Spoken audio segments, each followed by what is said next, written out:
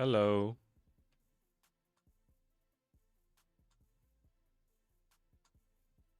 Can I be seen?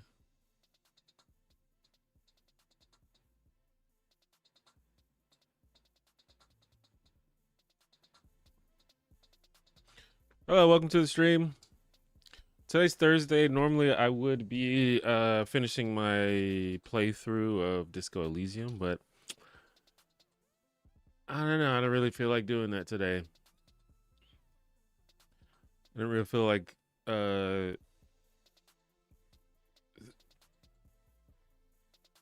using that part of my brain right now.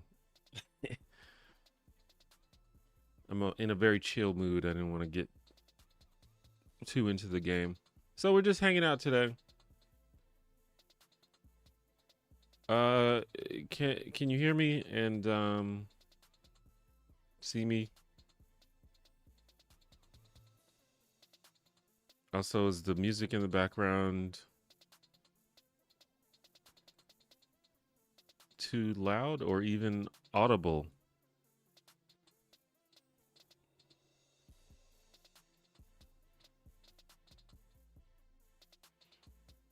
What's up, Alex? Let me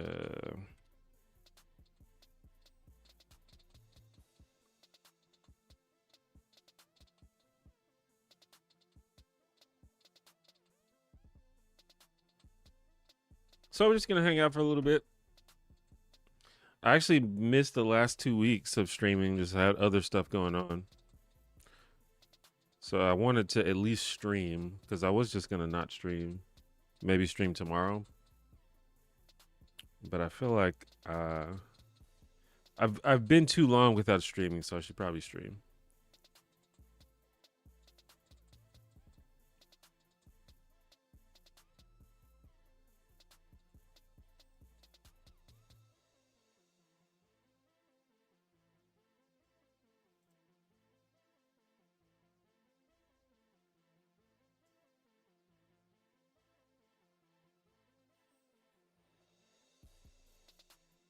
But anyway, yeah, we can just chill for a bit. I don't really have any specific plan for the stream. See if anybody wants to talk about anything.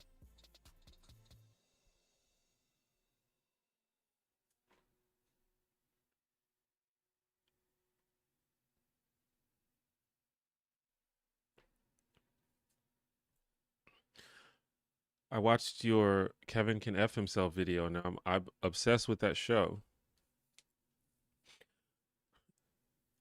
Yeah, I apparently a lot of people were introduced to that show from my video, which I guess was kind of the point. But yeah, it's a pretty good show. I kind of wish that it was longer, but I also think that it had a decent story and a decent ending. I feel like it ended a little bit abruptly, but it's one of those shows where you probably can't stretch it out too long. So I think it's pretty cool that you know, it's not that long. I think maybe they could have done like one more season and that would have been cool, but overall.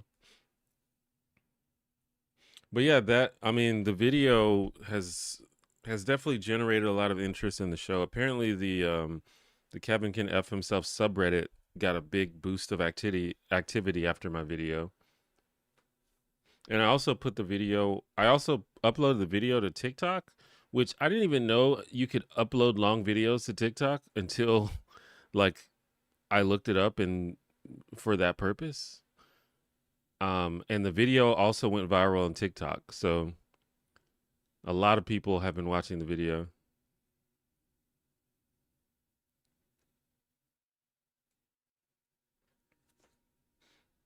and subsequently the show. I was wondering about that, like, because obviously my video basically reveals the whole plot of the show. I mean, I don't go over every single detail because there's 16-hour long episodes, so I couldn't cover everything. But um, it's interesting that the video people still watch the video and also still watch the show, which is cool.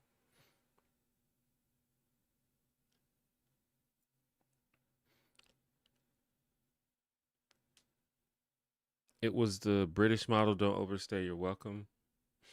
Yeah, I do think a lot of American television shows last way too long. There's like way too many seasons, way too many episodes. But I kind of get why. I mean, when I love a show, I don't want it to end. I get kind of sad when it ends, but when you look at something in hindsight, you're like, this show could have ended. Like, did The Office need 10 seasons? Probably not. Or was it 9? I think it's 9. What show is this? Kevin can F himself. Well, it's called Kevin Can Fuck Himself, but it's a hard show to talk about in certain contexts, but I did a video about the show. It's a hard show to describe without showing it.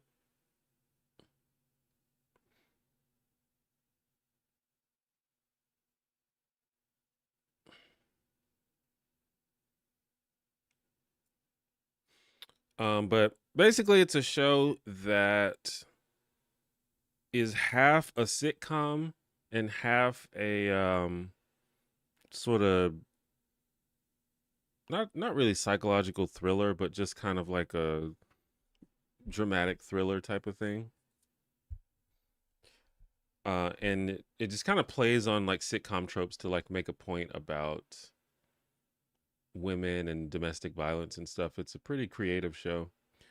And I am out of focus once again. Every time I think I've got this camera figured out, it just decides to just stop working correctly. Anyway,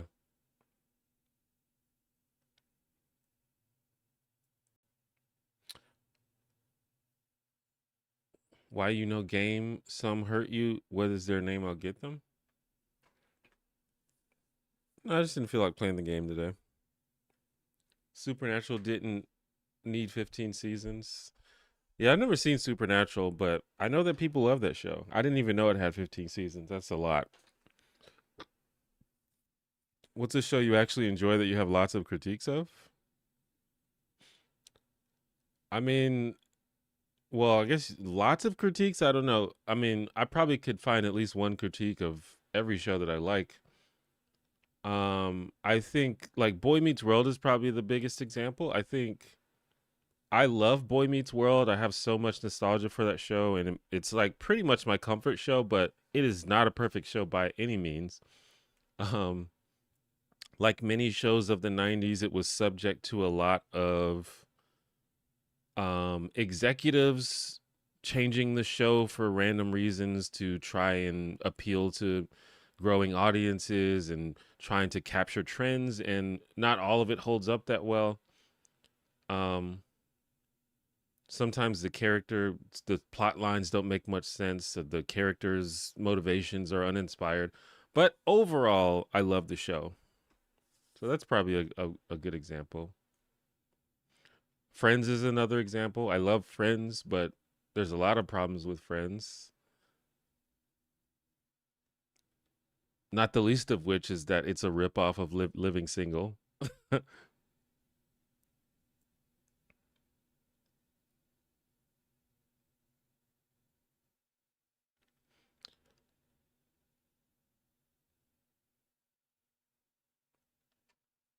J. Cole fall off dropping soon. Thoughts? Do you like J. Cole? Well, I don't really keep up with music, so I'm not the best person to ask about music. I do like J. Cole though, from what I've heard, but I don't know anything about what he's up to now because I don't keep up. Good afternoon, T1J. What is your game playlist? First time catching live. Cheers. Well, thanks for stopping by. The game that I've been playing, I do a gaming stream, and the game that I've been playing recently is Disco Elysium. You can, if you go to my channel page, you can find the stream VODs playlist, and you can see my progress in that game. It's not the best game for streaming, and I didn't know that before I started streaming it, but people seem to enjoy it. After I finish Disco Elysium, I'll have to figure out what to play next.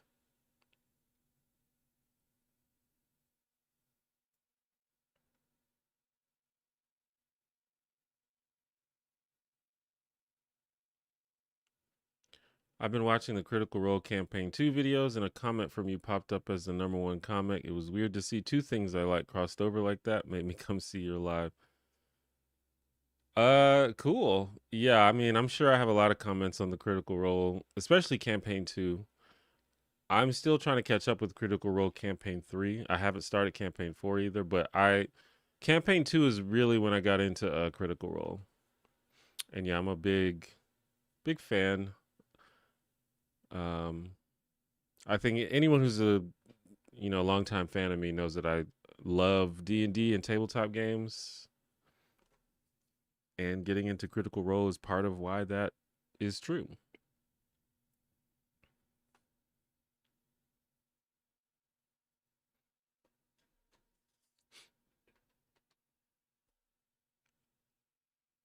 How I Met Your Mother is a good show, but I have lots of issues with it. I've heard a lot of discourse around How I Met Your Mother. I actually have only seen a bit of How I Met Your Mother, like maybe just the first couple seasons, so I'm not super well versed. That's on my very long list of shows that I would like to finish.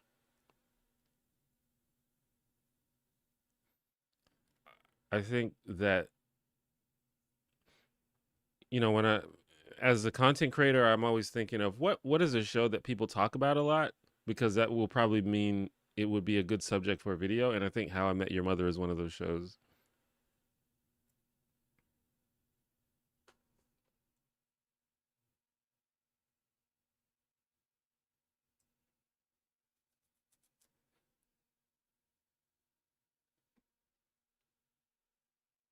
If you like intelligent, witty, and honest rap and something new, listen to Norman San. Cool. I don't even know who that is. Wait, what happened to my music?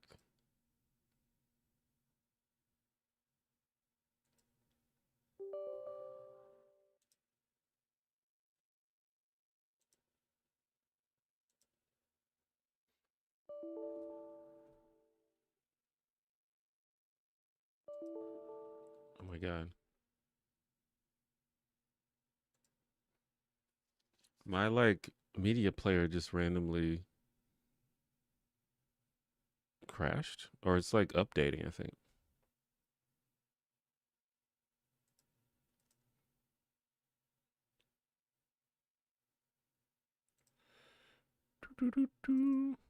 Oh, let me get the music back.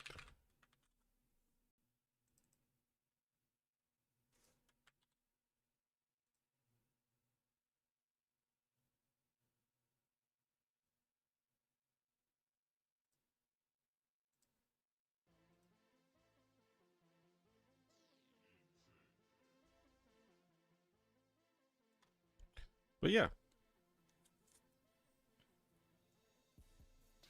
But yeah, I'm gonna experiment with putting long form videos on TikTok,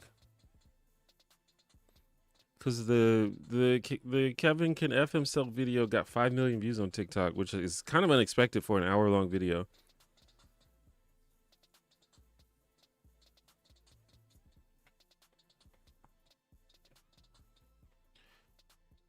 If you're a reader and love D&D, Dungeon Crawler Carl is a good book series. I heard. I haven't read it.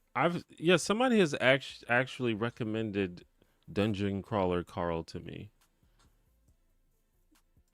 I haven't checked it out yet.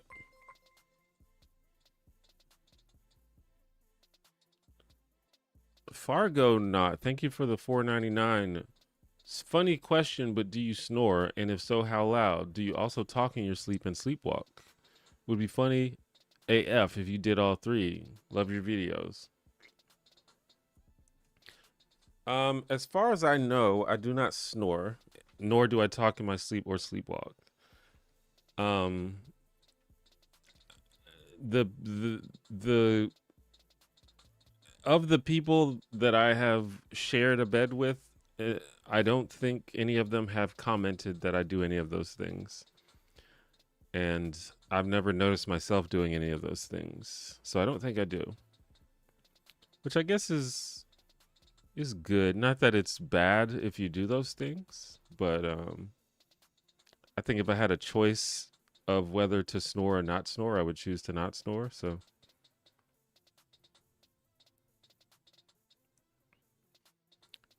I think yeah, I don't know. Sometimes snoring or sleepwalking and things like that can be indicative of other underlying conditions.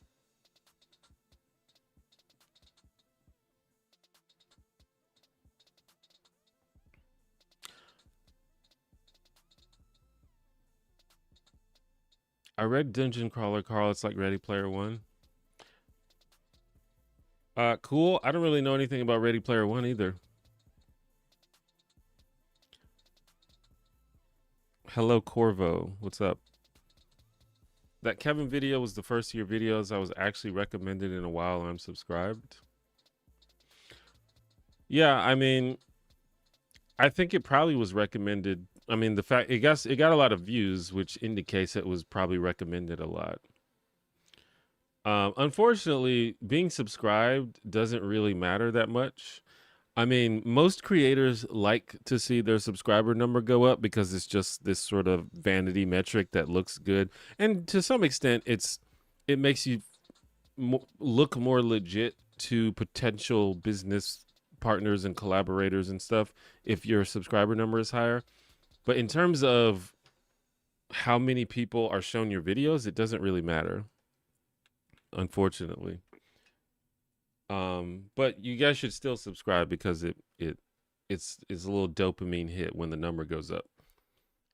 So if you want to double check and see if you're actually subscribed to the channel, because sometimes you watch videos, watch streams, even though you're not subscribed.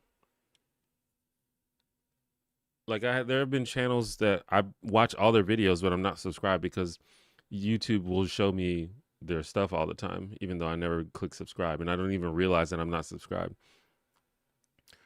But yeah, if you want my videos to be recommended to you, you have to like kind of go out of your way to engage with them, like click on them, um, comment on them, share them, like them, things like that.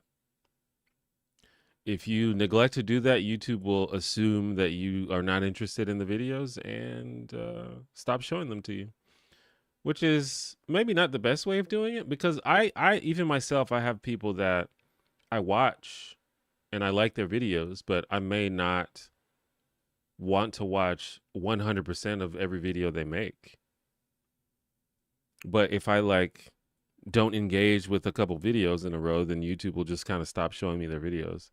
So I don't know. You kind of have to take the initiative if you want to.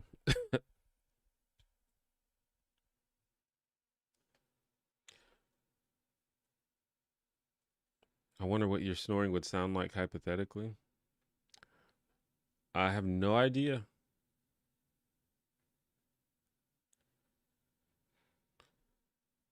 Hello, sir. Hope you're having a great evening. Hello to you, Particle Prime. The first T1J video I saw was the S thing. That's a classic T1J video. For a long time, that was the most viewed video on this channel. I don't think it's. I mean, I think that was for the time that it came out. Like that video came out what, like 10, 12 years ago? Probably more than 10, 12 to 15 years ago, something like that. And at the time, I think that was a good video for the time. Now it's like pretty bad, you know, by modern YouTube standards. But at the time, I think it was pretty good.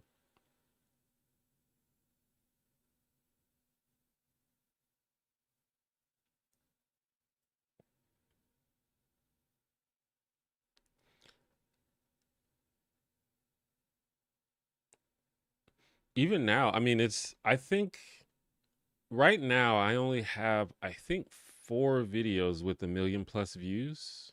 And that's one of them, which is pretty crazy. I mean, it took like 10 years, but the fact that it has 1 million views is pretty crazy.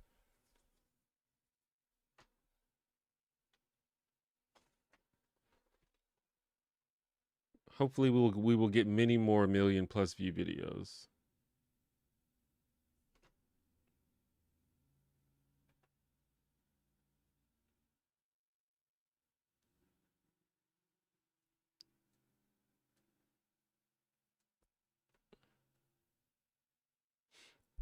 What's up, Bagogo crew?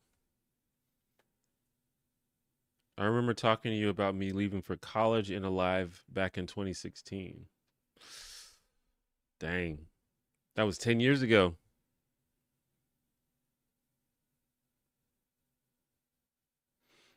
Yeah, I've been around for a while.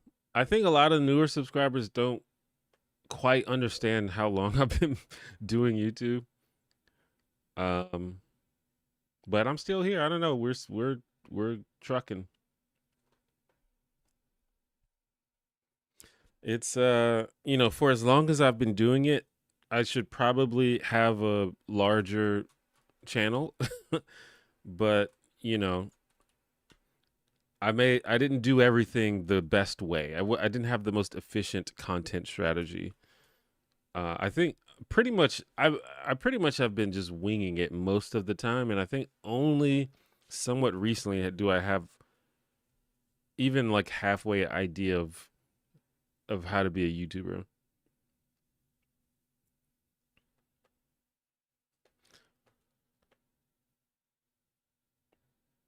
Do you ever talk about drama involving other channels, or is that not really your thing? Definitely not my thing. I'm not interested in being a drama channel. I mean, overall, to I don't want people to watch my videos and leave with negative feelings. And I think that's what drama does. It either leads to frustration and anger, and that's not the feeling that I want people to have when they watch my videos. I understand that drama is a good way to get views, but yeah, I'm not super interested in that. Also, it doesn't really make me feel good either when I think about drama and stuff like that. But yeah, that's not the vibe.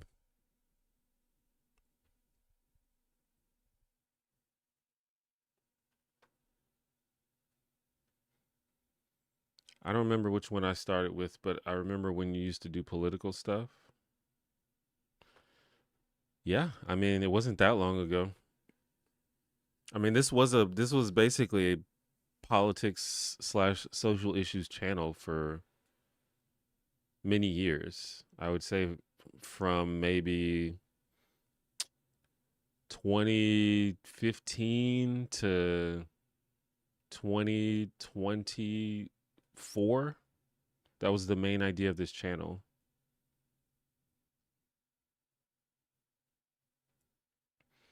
I subscribed after seeing your Angela and Sean video. Oh yeah. Honestly, that video is kind of what got me it kind of what instilled the idea in my head that oh, I could make videos about about sitcoms and TV shows that I like and people actually watch them. Because at the time that was kind of a random video to do because I was still mostly a political channel at the time. But I don't know, for some reason I just felt inspired to make that video. I'm not even sure what made me want to make that video. I mean, I know it's something that I wanted to talk about. I'm not sure why I thought putting it on the channel would be a good idea. And then it was somewhat successful, especially at that time. It was one of the more successful videos, which was very surprising to me. So I think if that video didn't do well, I might be doing something different on YouTube right now because that's kind of the I think that's the first sitcom video I did, if I remember correctly. No, well, I think I did a video about the Good Place before that, I think. But that video was still sort of politically themed because it was about racial diversity and stuff on the show. And that video did well too. So, yeah, I don't know.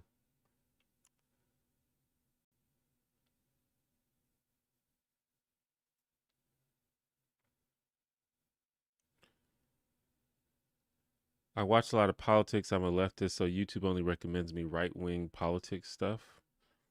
I mean, that'll happen once if you are in the political realm, the algorithm will start it might start out recommending you like related creators to the ones you like, but it'll eventually start branching out. And I think it's just how the algorithm works.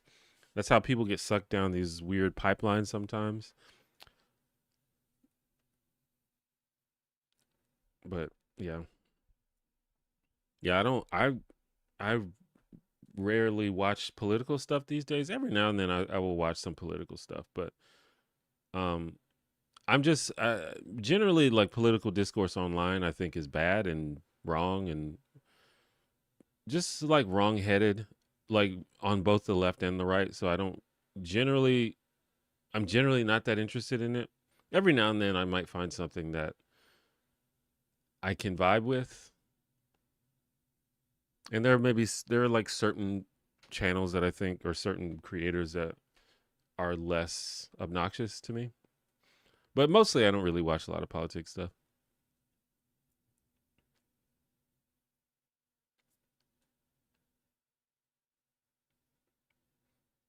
Have you tried putting random red circles and random red arrows in your thumbnails while you point at something in the background with a super exaggerated expression? Apparently the algo loves those. I can't tell if this is a sarcastic question or not. The way that you're saying it makes it sound like you are being sarcastic. But I think so. I don't, the algorithm doesn't love a specific type of thumbnail. I think the algorithm just likes for you to make stuff that your audience wants to see. Um, I think that my audience would be somewhat repulsed by the stereotypical thumbnail exaggerated faces. I don't think that works for my audience. But if you look at my thumbnails, many of them have red arrows in them. I think red arrows are absolutely goated when it comes to thumbnails. So I already used the red arrows.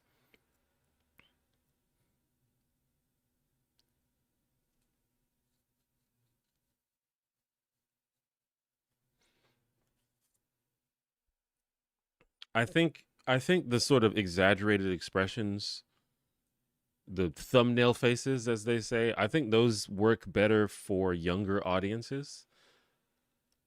And I think that's what a lot of people don't realize. It's not about, copying a certain thumbnail style. It's about figuring out what your audience engages with and doing that. And I think this sort of older, nerdier audience that people like me tend to have, I think they appreciate more authentic content.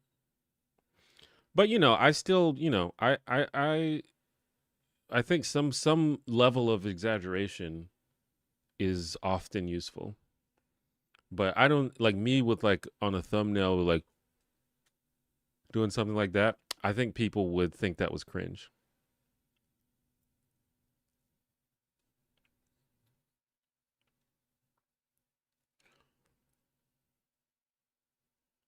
Bro, I'm pretty new, but I subscribed after watching that full hour-long TikTok you posted. That was super cool and unique. I appreciate that. Yeah, I was just talking about how that video did well on TikTok, which is very unexpected because I didn't know that people would watch an hour-long video on TikTok, but apparently people will.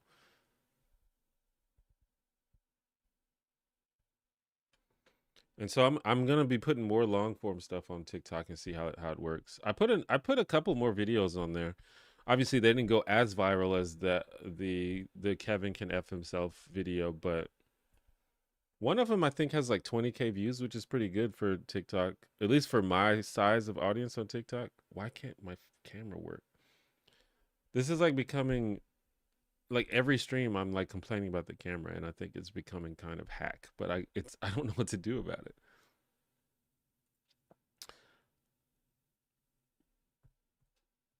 But yeah, if you are following me on TikTok, keep a lookout for some of I'm gonna be re-uploading some of my older YouTube videos on TikTok to see if they can find a new audience. Of course, you can always watch them on YouTube.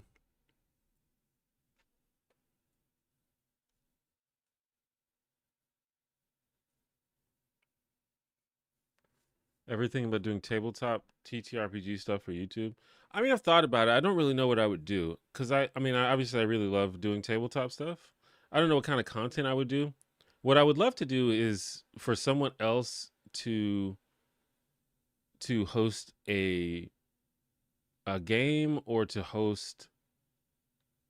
create something that I can participate in. Like I don't really want to make it and like be in charge of it, but I'll participate in someone else's TTRPG show. But in terms of just like making content, yeah, I don't know what I would do. I don't really have a lot to say about it. The only thing that I could think that I would do is just an actual play show where we just play games. Um, and I mean, I could do that, but A, it's a lot of work to put all that together, and B, I don't know if anyone would watch that. I think there's like obviously some people in my audience that would watch that, but probably not enough to make it sustainable. But I don't know, maybe one day. Maybe I can do like little special events here and there where I invite creators to like play a D&D one shot or something like that. It was sarcastic. Yeah, it felt sarcastic, but I think it's a legitimate question that people have. I look at a lot of YouTube, and a lot of YouTube creators don't seem to understand that you don't have to do the thumbnail face, um, especially if your audience isn't children.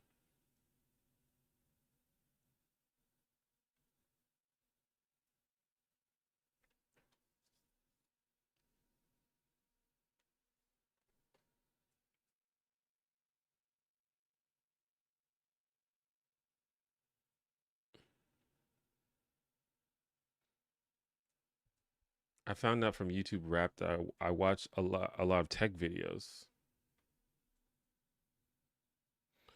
My YouTube, uh, is it called? I think it's called something else than Rap. I mean, but yeah, that's basically it's basically based on Spotify Rap. But yeah, I mine is very skewed because I play YouTube videos when I sleep, and so it thinks that my YouTube Wrapped thought that those videos that I watched while I was asleep is like, oh man, you must love these channels. Like I watch, like for example, I watch a lot of retro game walkthroughs while I don't watch them, but I play them while I'm sleeping because they're usually long and they're usually I need something that's kind of like not monotone, but like just a very like even tempo and even tone.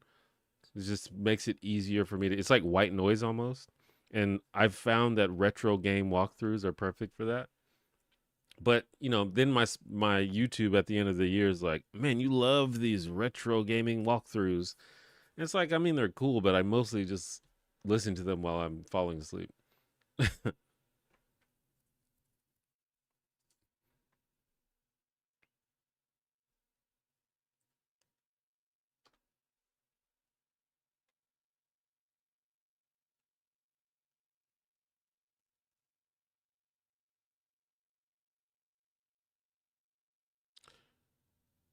um, Excited for this weekend.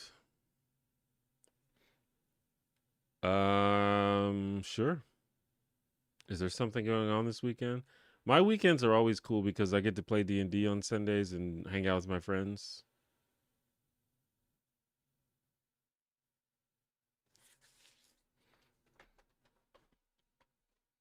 Honestly, my weekend is probably going to be a lot of chores.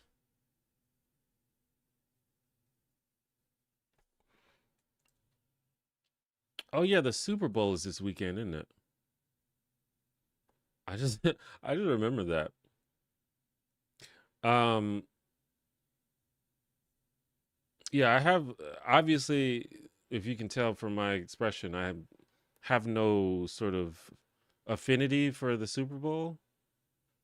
I mean, I do like football. I'm not one of those people that's like I hate sports because I'm a big football fan. I just don't really follow NFL. I'm more of a college football guy. But I just yeah, I don't really care that much about the Super Bowl. I guess I'll watch it. I watch it most years. But honestly, if I have a choice between watching the Super Bowl and playing D&D, I will probably choose D&D.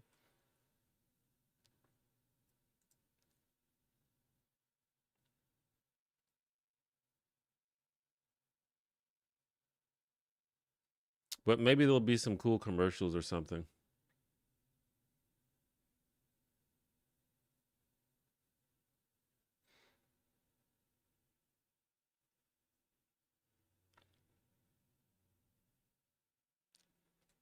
J. Cole dropping tonight. We excited or what?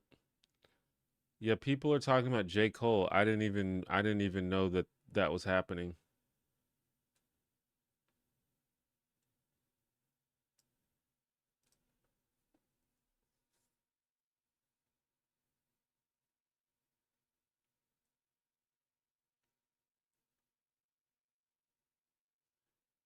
I guess the Super Bowl is a good excuse to just like get people together and eat some junk food. That's always fun. J. Cole, or we already said that. Instructional tone is greater than whale noises.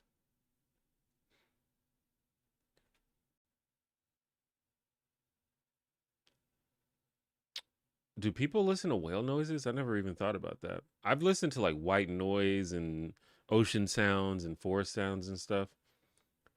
For some reason, I like to I prefer someone talking. I don't know that works better for me than white noise. White noise kind of stresses me out. But yeah, what whale sounds? That sounds like it would be cool. I really like nature sounds too. I think it's really cool to fall asleep to nature sounds. So I can imagine that.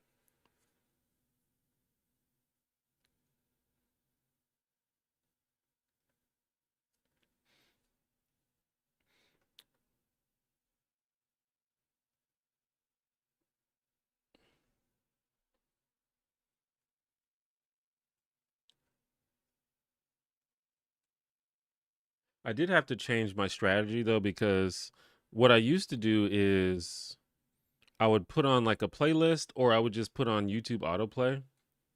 And so I'd start playing something and just let it play. But what I found is that sometimes the stuff that I was playing that I used to fall asleep would wake me up later, which is not which is not ideal. So what I do now is just find a long video and to just let it end when it ends. And I usually am asleep before the video ends.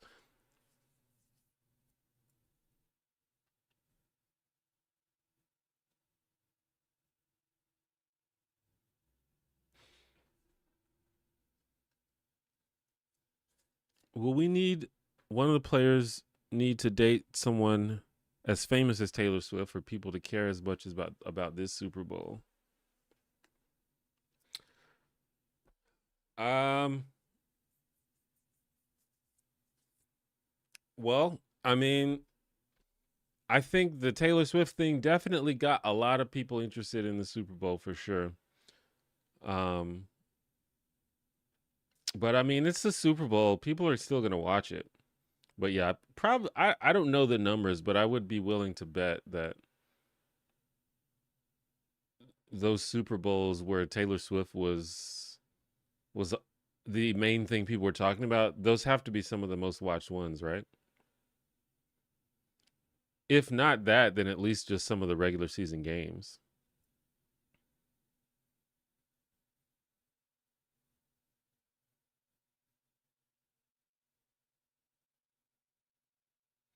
But people are gonna watch the Super Bowl. It's an American tradition.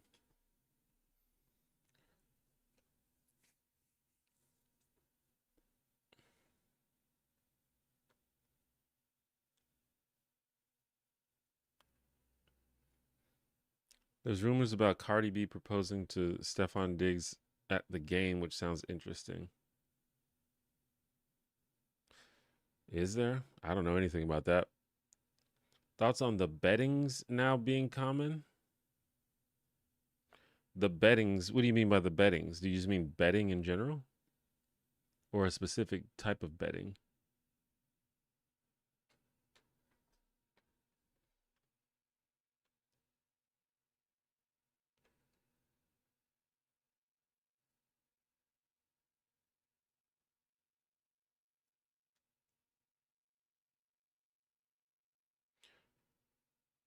Hey, hope all is well. I was wondering if you could think of a TV show that you thought had a promising premise but poor execution that would be ripe for a well made reboot that you'd be excited for.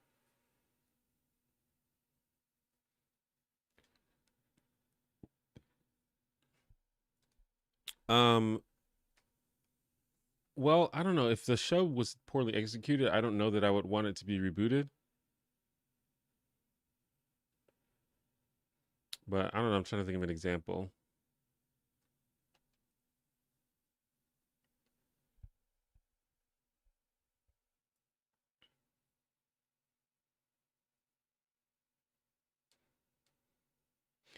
I don't know. I can't think of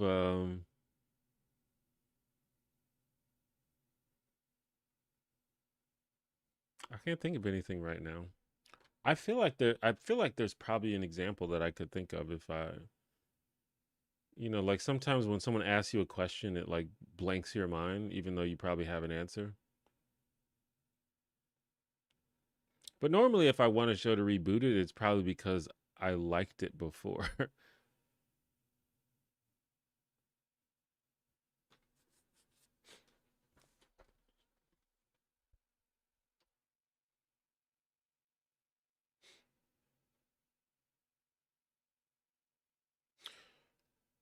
I will say this is kind of a random deep cut that many people might not even know about, but there was this show.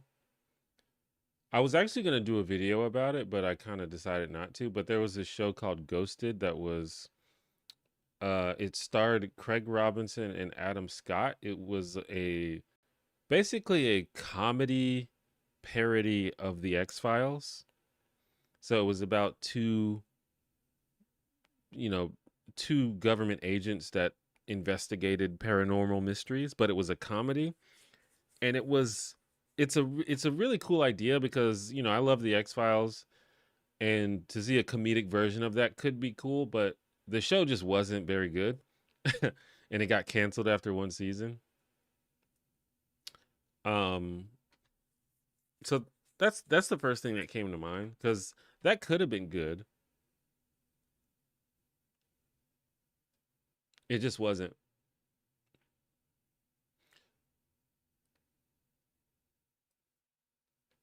Gambling.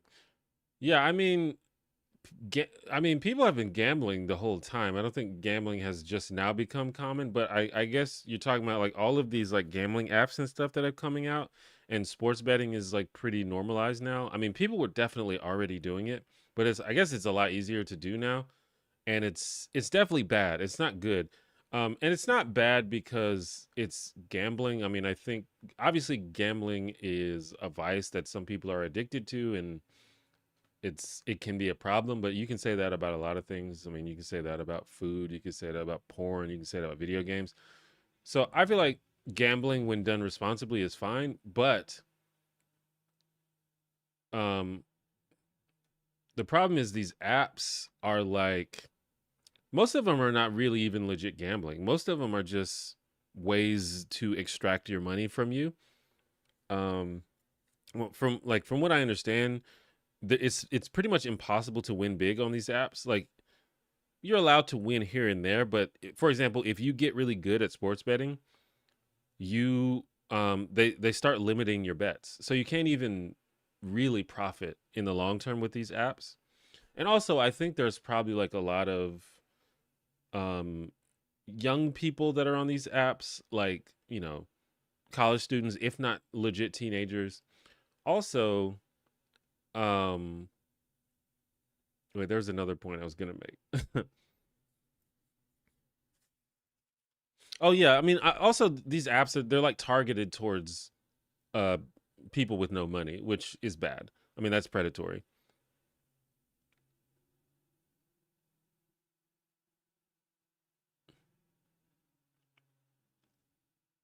Like they have all these like bets. It's like, oh, just bet $5 and you could win 100, $200, and it's obviously a bet that's like nearly impossible to win.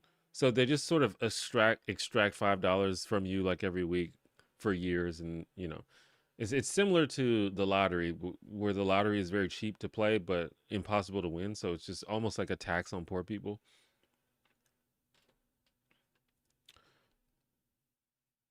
You talk a lot about TV shows you used to love. What about books? Have you ever talked about the Animorphs?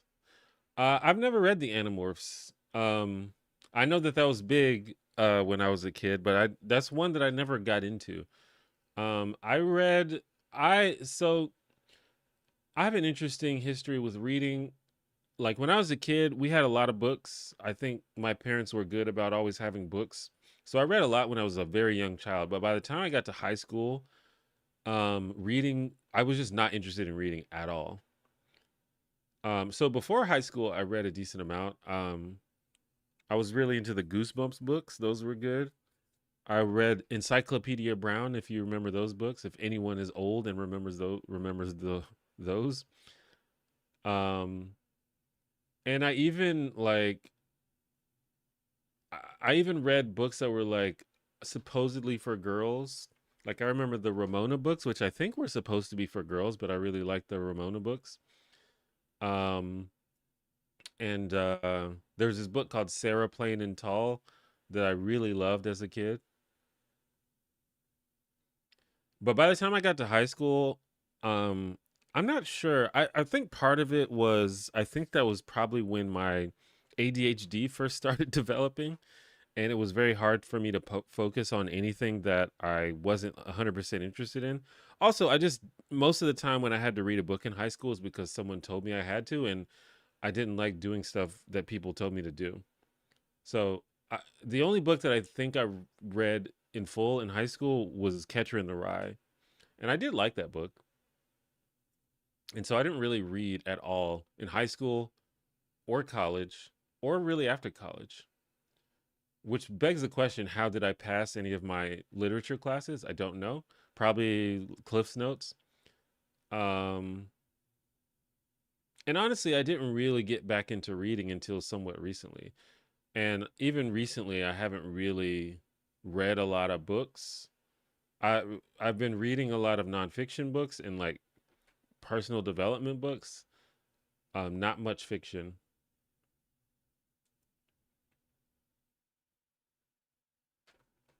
I would love a continuation of Farscape. I've never seen Farscape. The show Revolution from like 2010. It needed more love. I don't know if I've seen that. Have I seen Wonderfalls? I have not.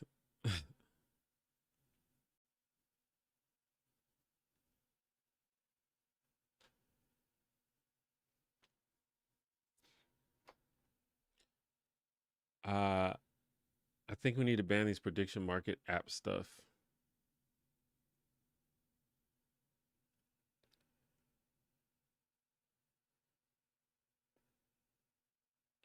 Yeah, I don't know. It's definitely a problem in some ways.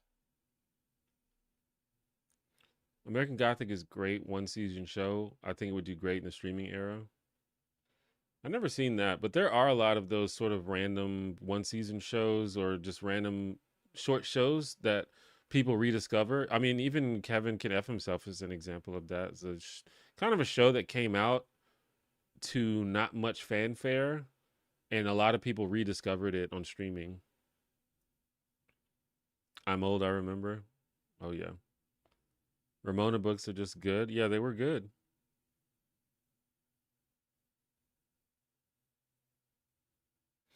Have you listened to any audiobooks? I mean, I've listened to an audiobook before. I that's how I read 1984 on audiobook. Um but yeah, not a lot. I don't super prefer audiobooks, but also I don't really have a lot of opportunities to listen to audiobooks. I mean I listen to podcasts, so I guess when I listen to podcasts, I can listen to like I listen to podcasts while doing chores and things like that. So those would be good opportunities to listen to audiobooks, but when it comes to books, I strongly prefer actually holding the book than listening to it.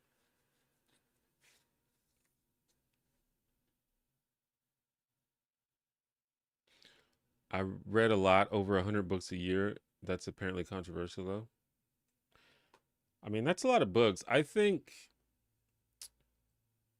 mean, if you're just a reader, I think that's easily doable if you're just an avid reader. Like, I think not last year, but the year before, 2024, I was just really in sort of like a journey of trying to better myself. And so I read a lot of books about personal development and also books that just teach me skills. And I read about 20 books that year, which is way more probably than I've ever read any other year. And so I fully believe that someone could read 100 books a year if they really just read all the time. Cuz like 20 is a whole lot for me, and I'm not like a super fast reader, so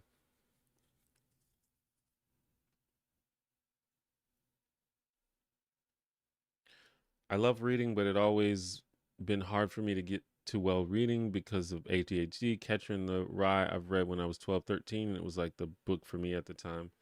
Yeah, I mean, I read it probably at 14 or 15, and when when you're like a bratty little teenager or preteen, I think Holden Caulfield is like the perfect protagonist for you. Because, he just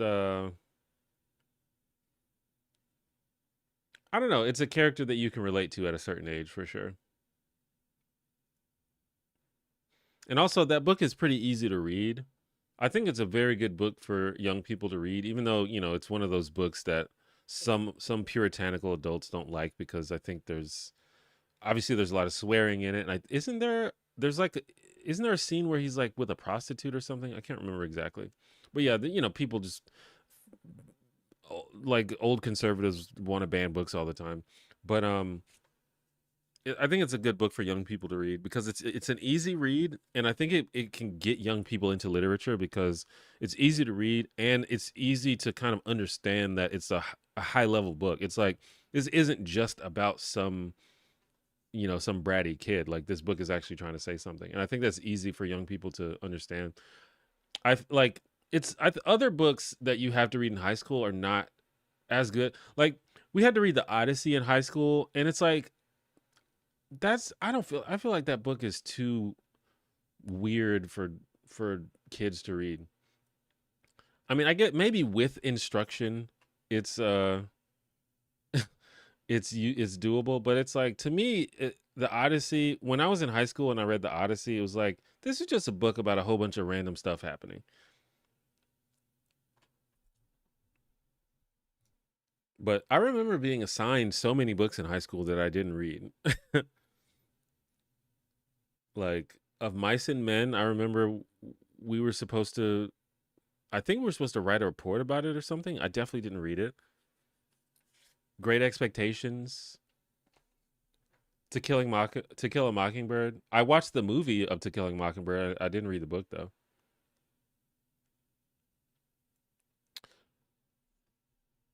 But yeah, I when it comes to the going back to the ADHD thing, like at this point, I hesitate to really go too hard on this because I've never been formally diagnosed with ADHD, but I'm like positive that I have it or something similar to it. I should probably like go get it checked out. But anyway, the thing about it is, at least for me, if I want to read, I have to plan in advance when I'm going to read. So I can never randomly decide to start reading a book out of nowhere.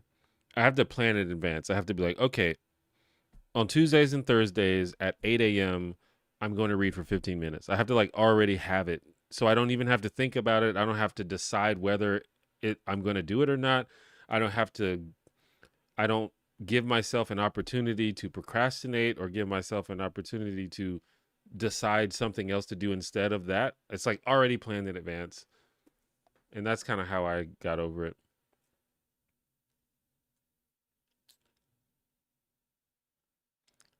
Um, I've always had the same issue. I dropped out of high school with 2 credits shy of graduating just to get my GED because the teacher told me I had to. Sounds similar to my college experience. I went to college for like 5 years and then dropped out slash flunked out. Mostly dropped out. Hi to you and Jay. Hope you're well.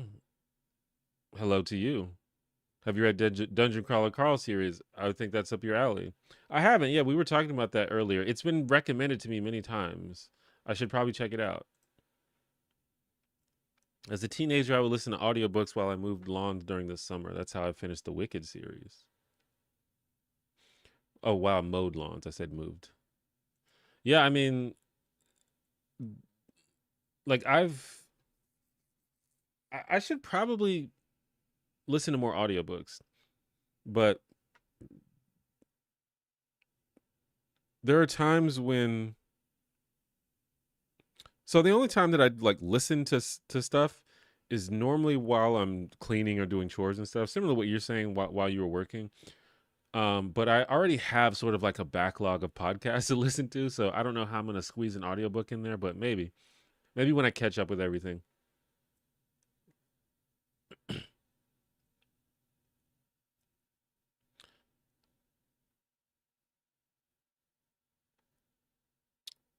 Uh, I think reading even one book a year would be good. I just love reading. I don't watch much TV. Yeah, I think reading is a good thing to do. I think that's one of the reasons that critical thinking skills are so low in America and probably the world in general is people don't read. People don't understand subtext. They don't understand that when people say stuff, they don't always mean the exact thing that they said. And those are the kind of things that you learn by reading books. Also, just learning, helps your vocab, helps you speak better. Uh, is it okay to use AI to help you flesh out your opinions? Sure. As long as the you don't use AI to create your opinions for you. But yeah, I think using AI to help you organize the ideas that you have, I think that's one of the things that it's good at. Good evening. Have you watched Castle Rock yet? It just popped up on Netflix. It's 2 seasons based on different Stephen King stories. Pretty good. I've never seen that. I've definitely heard people talking about it. Stephen King's another area of pop culture that I kind of missed out on. I mean, I've seen many movies based on Stephen King books, but I've never read a Stephen King book.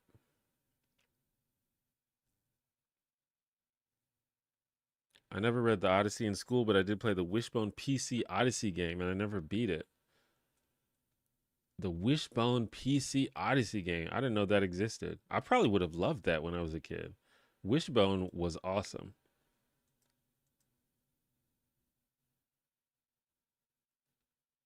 Oh, and someone else mentioned the Wishbone Odyssey game.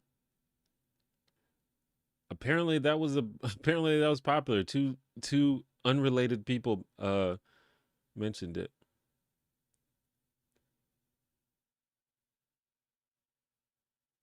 Why do you need to get ID'd for ADHD? Um, I just think I mean, I think a medical professional would know better than me.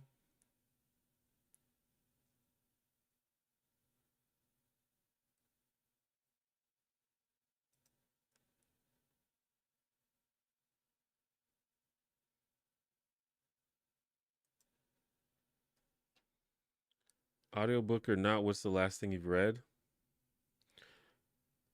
Um, do you mean the last thing I've completed? What's the last thing I've finished? I've been like starting and stopping a lot of books recently. Um, so I asked a friend of mine to recommend, like, I have a friend who reads a lot of young adult fantasy and romantic fantasy and things like that. Um, and so I asked them to recommend a book for me to read. And it's a girl, so they read a lot of stuff that is targeted towards girls, but I thought it would be interesting. And so I've been reading this young adult fantasy book recently. It's kind of cute. Let me see if I can find it.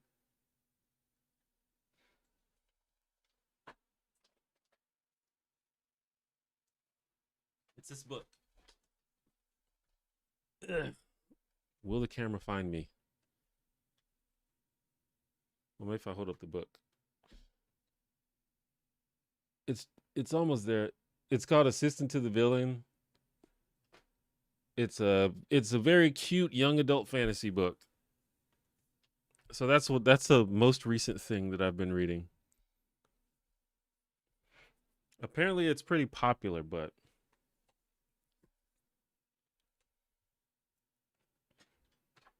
and I would say that it's definitely targeted towards young girls, but it's cute.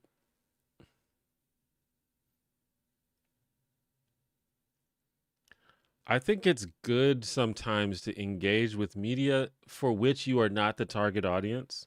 I think it helps you like understand how other people think sometimes.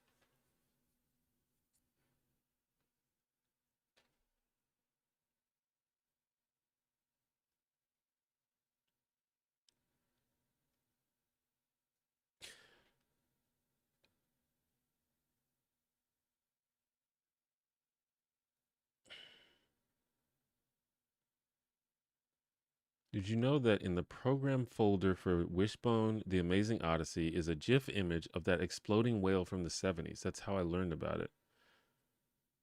Say what? Why?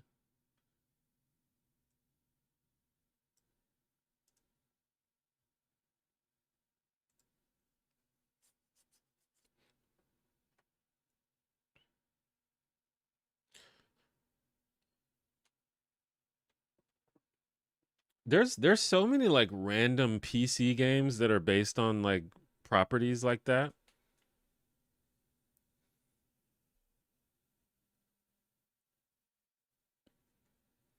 When I was I so I did a couple videos about Daria, the show Daria, and while I was researching for the show, I learned about a Daria PC game. Apparently, it's a terrible game. I watched some playthroughs of it. Apparently, it's really bad, but it's crazy that there's a Daria video game.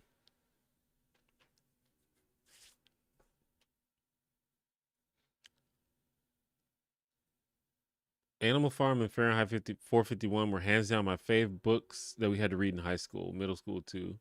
Actually, I think I read Animal Farm. I may have read Animal Farm in middle school. Middle school. But yeah, I do remember Animal Farm too. I don't think we were ever assigned Fahrenheit 451. I don't even really know the plot of Fahrenheit 451. I know it's something about burning books.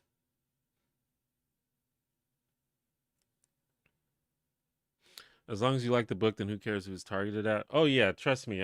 I've long stopped caring about trying to fit into some sort of demographic about what is targeted towards me. But it's interesting because I don't think I would have chosen this book on my own. Um, I think my friend recommended it, and so that's the only reason I'm reading it. So it's interesting to really uh to see stuff like that. Just like I was saying before, I used to read the Ramona books when I was a kid.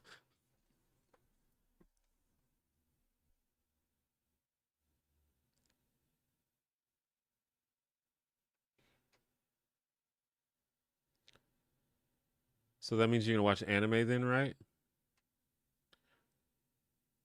I mean, I maybe. I'm not like specifically opposed to watching anime. Um,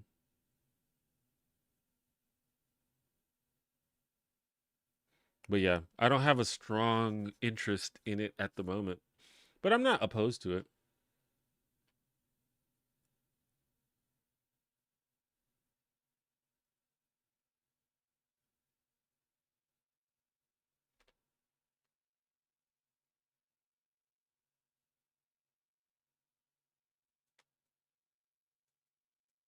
Usually when I bring up that Wishbone game, everyone stares at me like I have two heads. It's so nice to run into others who have played it. We had to read housekeeping in high school and we all hated it.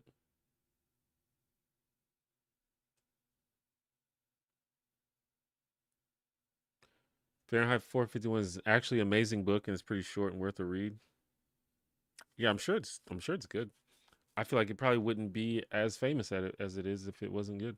That's what I found is a lot of the books that I didn't read in high school, there's a, a couple that I read later and I'm like, this book's actually good. Like The Great Gatsby is a good example. That's one that I didn't read that I was supposed to read. And then I read it just later. I don't even remember why. I think I read it just for fun actually. And I was like, wait, this book's good. And like even like Shakespeare, man, they used to try to beat Shakespeare down our throats in middle and high school. And I was like, what is this? This is so boring and stupid. And then like later in life, it's like, wait, these plays actually kind of go hard, bro. Like Macbeth. I think Macbeth is my favorite one. That shit is tight.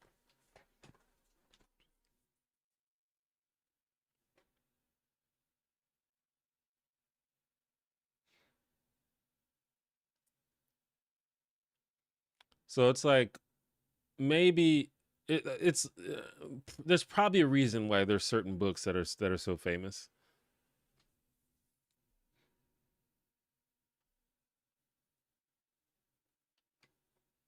Have you ever played Red Dead Redemption 2? Always like a good story in any medium. This game is one of my faves. You know, I've never played Red Dead Redemption 2. I played Red Dead Redemption 1, which I at the time I thought it was like maybe the best game ever. And most people would say that Red Dead Redemption 2 is even better than Red Dead Redemption 1.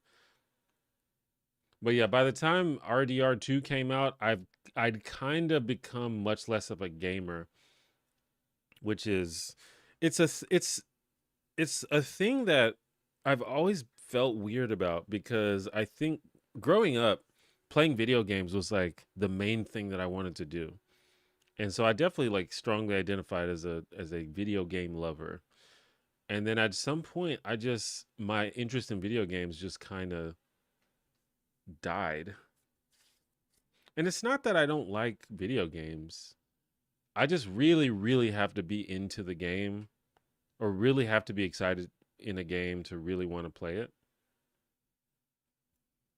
And I think that even is part of the ADHD thing as well, because one of the things that kind of makes me less enthusiastic about playing video games is the fact that I know that they're long and just the time commitment just freaks out my mind.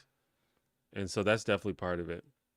Because and due to that, the games that I end up playing are usually games that don't require a time commitment. So that's usually like competitive games, like fighting games, or like roguelike games, you know, like Slay the Spire or things like that that end quickly.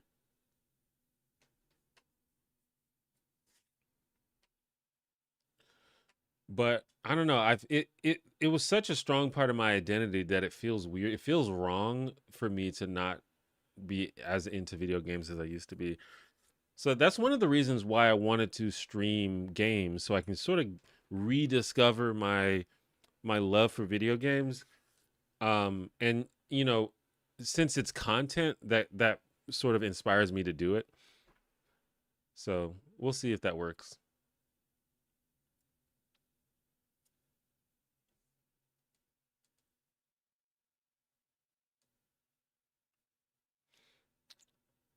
Hopping off to walk the dog and have dinner. Have a nice night. Thanks for stopping by. You smoke? Do I smoke? No. Do I smoke cigarettes?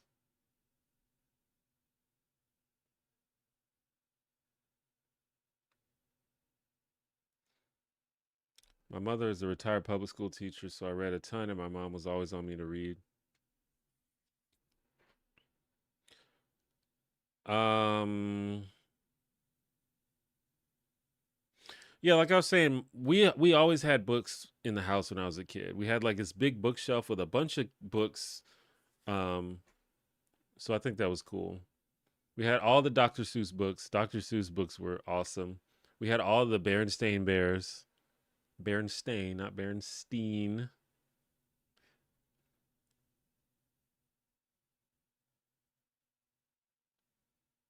I have boys that are 6 and 8 right now, and we just read through the Pomona books and we loved them all.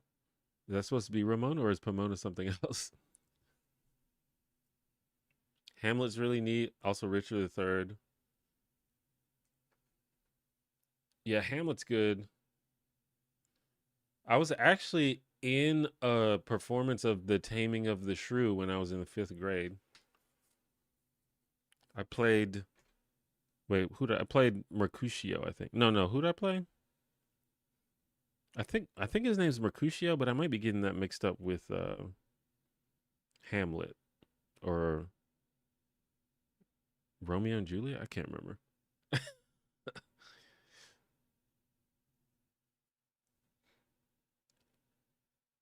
Was really into Hollow Knight, but I've only played a few hours of Silk Song. I've so I played a lot of Hollow Knight. I haven't played Silk Song, but the thing about and this is another thing, Hollow Knight for me was just a little too frustrating. Like it's a great game, it's really fun, it's really cool. The whole vibe of the game is awesome, but it's so hard, bro.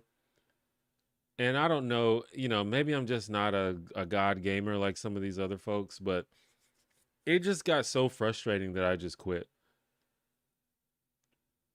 And just I know some people like those ultra hard games, and I'm sure that they are satisfying when you finally beat them. But I don't know, man. I've only got a limited amount of time. I don't want to refight the same boss 50 times over and over again. To me, that's not my idea of a good time. Same reason I don't play the FromSoft games, the Dark Souls and all that stuff. It's like I don't got time for that, man. I'm sure it's fun and rewarding, but yeah.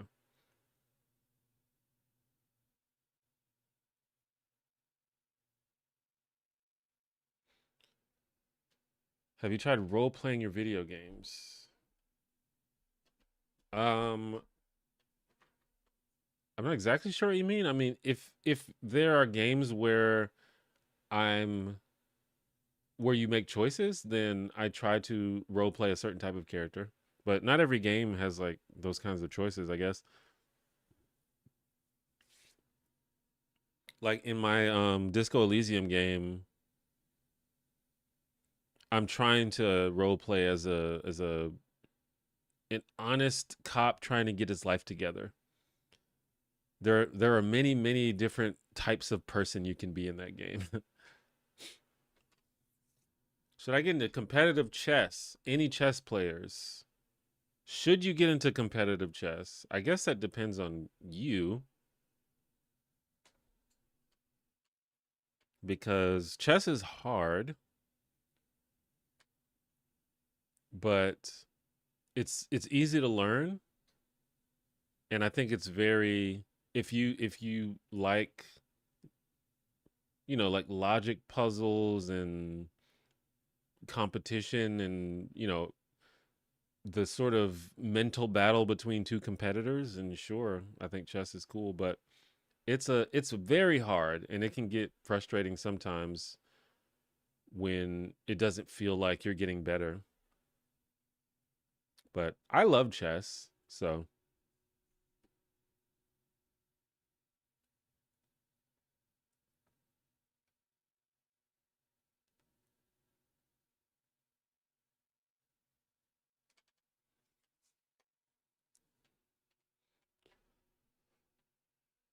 and that's interesting. That's something actually one of my friends was talking to me about is because I was talking about how I was literally just talking about how some games are too hard and how that makes them less fun or that makes me want to quit.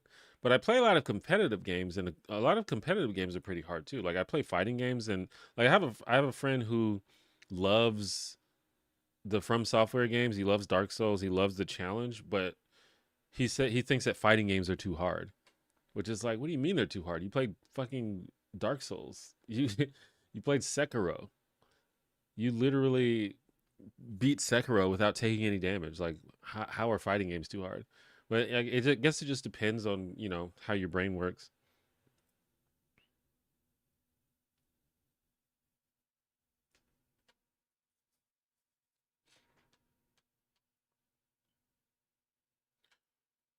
And you could say the same thing about chess. Like chess is an extremely hard game. It like might be the hardest game ever. But there's different levels. Obviously, if you're playing against someone who is not good, then it's not that hard. But as you level up, it gets harder and harder.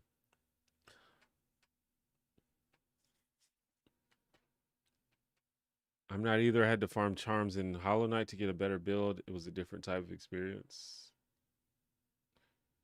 Oh, fair enough.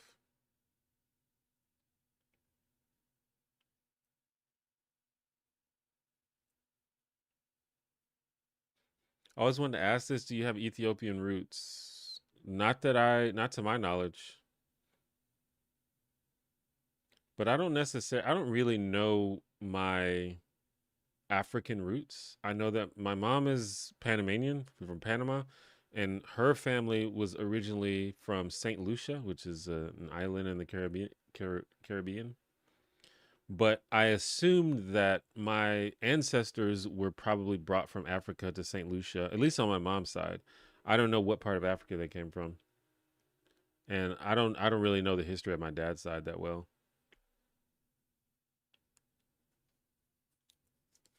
That's crazy. I play Street Fighter, but the game ranks you accordingly. It's not like the game will put you against someone out of your league. That's true, but you can get to a point, and I think it just depends on your like skill level too. Like I think if you're like a pretty experienced fighting game player, you can it doesn't feel like it's that hard. But if you're new to fighting games and you're trying to get into Street Fighter or any fighting game, it probably feels impossible. It's like, what is going on? How do I deal with this spam? How do I deal with people walking up and throwing me over and over? What do you mean you can throw block? Some new players don't. I saw some posts about a new player who didn't understand why you could throw someone who was blocking. It's like, wait, then what's the point of blocking if you can just throw it? But yeah, it requires. If you're brand new to fighting games, I can see how it just seems like really confusing and impossible.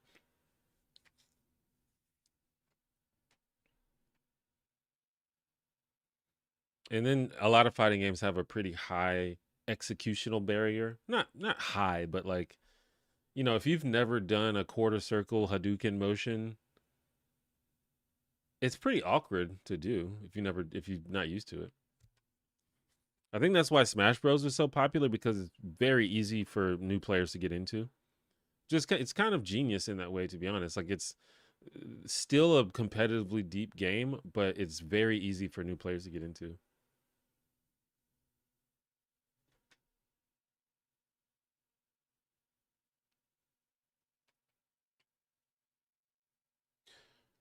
If you play Wishbone in the Amazing, you could roleplay as Wishbone, a dog roleplaying as Odysseus. Its Inception levels of RP.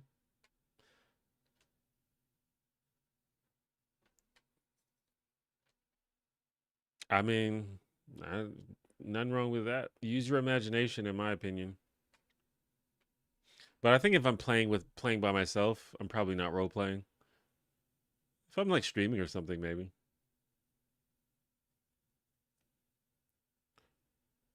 Silk Song, great game, too hard in some parts. Unfortunately, it does, I don't know, make the gameplay less enjoyable.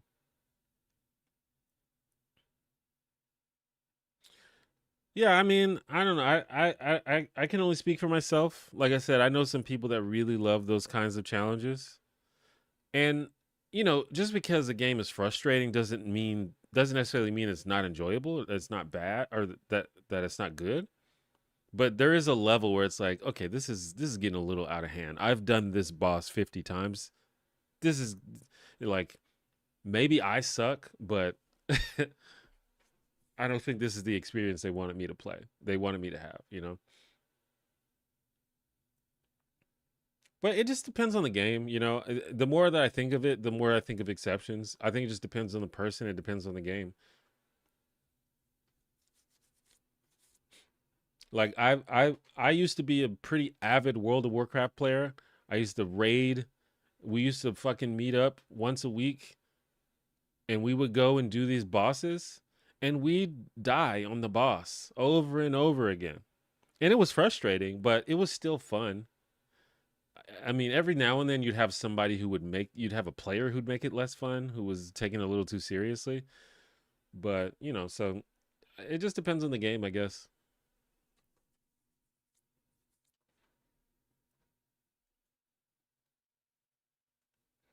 Would you be down to read manga? Yeah. I'm not like opposed to anything. Um, I'm a pretty open-minded person, and I feel like I'm not sort of I mean, I was gonna say I'm not biased against any sort of genre or medium, which is probably not true, but I'm open to the possibility of enjoying anything. Um, like I feel like I can appreciate something that is good, regardless of the medium or the genre. And obviously, whether it's good is a matter of opinion, of course.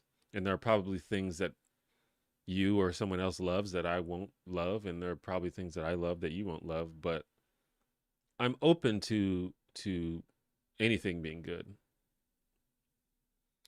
Now, will I put in the effort to explore something? That's a different question. And it's not because I don't like it or because I don't think it'll be good. It's just my brain is very selective about what it devotes time to.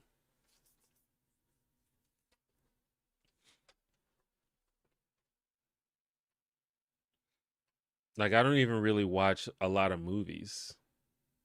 And I know that movies can be good. And in fact, probably most of the movies that I've heard about are probably fine. But, it's hard to like to really psych yourself up to really to engage. Or at least it is for me. But these are things that I'm working out. That's why I'm like trying to read more. Um Even like the direction of my YouTube channel, I think part of the reason for that is to encourage me to watch more stuff.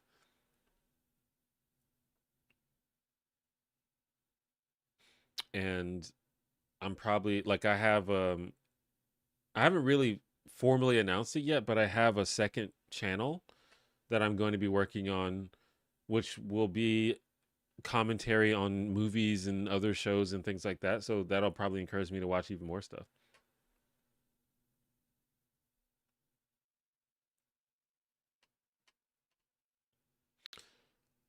It's funny how when I was like 10 and beating the Nancy Drew game without understanding anything being said, and now I cry at Silkson. Where'd that determination go?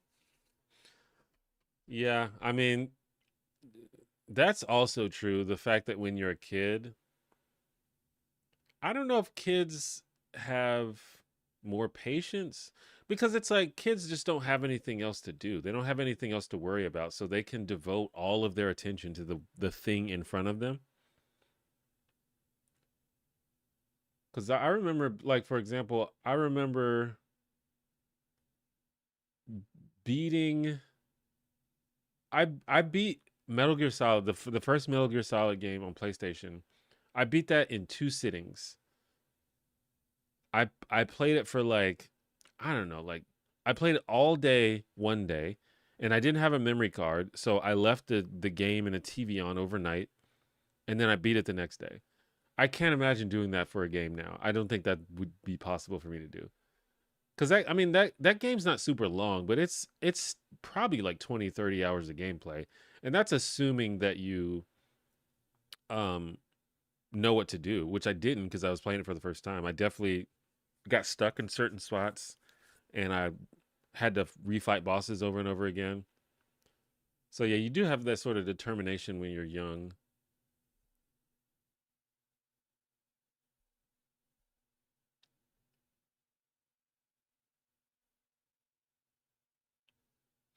I think the first game that I beat, if I remember correctly, I think the first game that I ever beat completely on my own, no help from older cousins, is is Legend of Zelda: Link to the Past on SNES, which is today one of my all-time favorite games. Which maybe the fact that it means a lot to me is part of why. Like when you, if you ask my favorite Zelda game, it's I will always say Link to the Past. And I definitely had a lot of Nintendo games on regular NES, but I don't remember beating any of them. I think I beat Super Mario Brothers, but only because my dad helped me. I don't remember beating because all those NES games were hard as shit.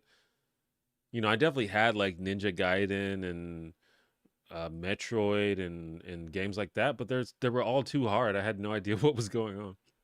Even the Mario games, like Super Mario Bros. 3, that game's super hard. Mario Brothers 2, I don't think I had Mario Brothers 2 growing up, but um I definitely never beat it.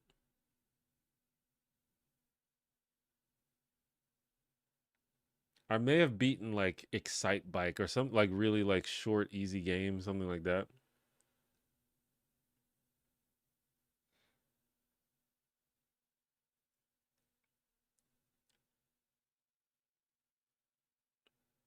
Yes, the second channel idea. Good night, all. Stay safe.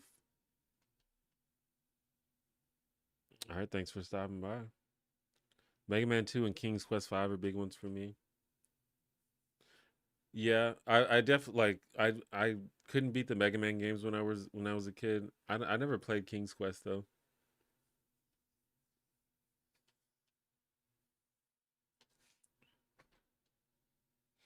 But yeah, Link to the Past. It's been a while since I've legitimately beaten a single player game. I can't even remember the last time I've even done that. Because I didn't even finish Breath of the Wild. I mean I have like 100 hours on Breath of the Wild, but I never finished it. What was the second channel idea? So I have a second channel. It's just more commentary on TV shows and movies and media and stuff. But it's just stuff that doesn't really fit the scope of the main channel. I'll drop a link. There's two videos there currently, but I need to I have some more content ideas.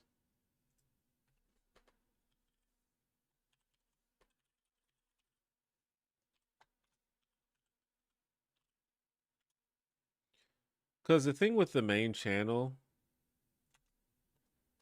is the main channel is like kind of my livelihood right now. And so it's really important for those videos to do well. So I think very carefully about the video ideas and concepts for the main channel. But sometimes the ideas that I have or the things that are interesting to me are not necessarily the things that I think are going to get a whole bunch of views. They might, but I'm just not sure. And so those are probably the ones that will go on the second channel.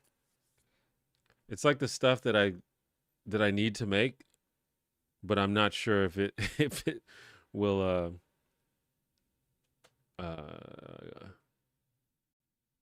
get a lot of views.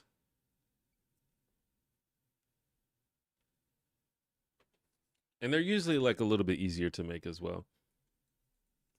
because the main channel videos often require me to like watch a full TV show from beginning to end, which takes a lot of time. But the second channel videos is usually like, I watched like one season of a reality show or like I watched a movie, which doesn't take that long. Yeah, I kind of didn't I didn't think out the idea of making a channel based on TV shows because TV shows are long. Um, but that's where we're at. It's fun though.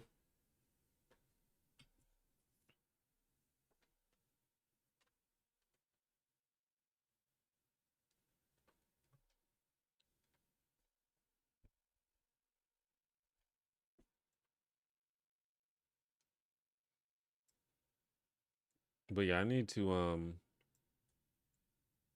hopefully hopefully we'll have some more content on the main channel and on the second channel very soon.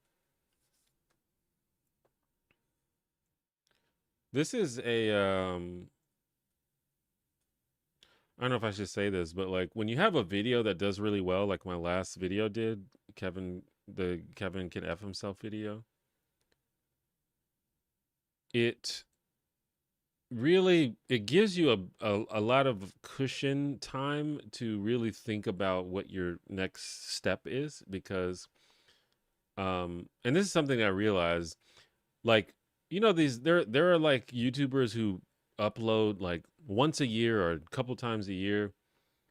um there's people like H Bomber Guy, like Lindsay Ellis, ContraPoint, stuff like that. And I was like, at first I was like, why do they upload so infrequently? And at first I was like, well, their videos are long and very in depth, so they probably have to like really spend time to really dig deep and make sure the videos are as good as they are. And I'm sure that's part of it, but really the main reason, for my at least in my opinion, is because when you make a video and it gets 5 million views or 10 million views, uh you don't have to work for a little while after that. So um that's something I'm trying to avoid because I just had a video that did really well, and it's given me quite a decent cushion to really think about what I want to do next. But I think I really need to get some more content out, so that's kind of what I'm working on. Any leaks for your next TV video? I don't really like to spoil it, but yeah, I don't want to spoil it. But I can I can like I can't I won't leak the next video, but I can definitely like give some ideas of what shows might be covered in the future, which is basically just shows that I'm watching. Like for example, two shows that I'm watching right now are Malcolm in the Middle and Everybody Hates Chris. So you shouldn't be surprised if you see videos about those shows. There are shows that I've already covered and already watched that I probably want to make more videos about. Like there's probably gonna be another Parks and Rec video. And I'm always on the lookout for strange, unique concepts or like really avant-garde or just weird stuff. Like the Kevin Can F Himself show is like a super unique show that um generated a lot of interest. So I'm always on the lookout for more stuff like that.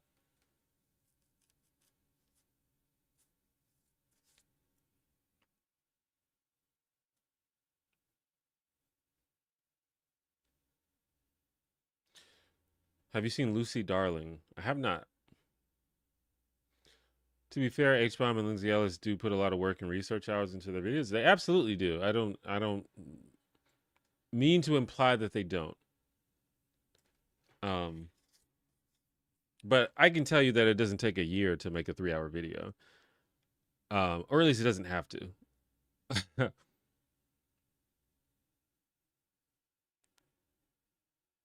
So it's a combination of things.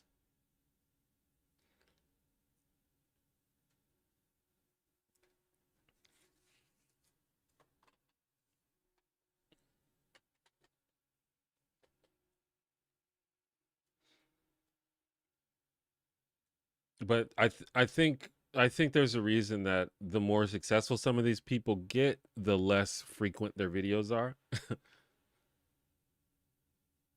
And part of that is because the videos do get better and more in depth and more well researched and stuff like that. And they're the videos are amazing.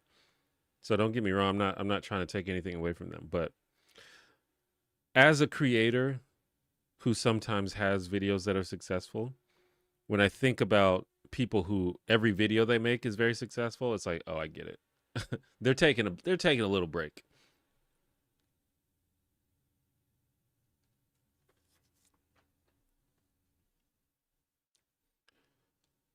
How have you been feeling about the algo? It recently brought you back into my lens, I think because I drifted from political content.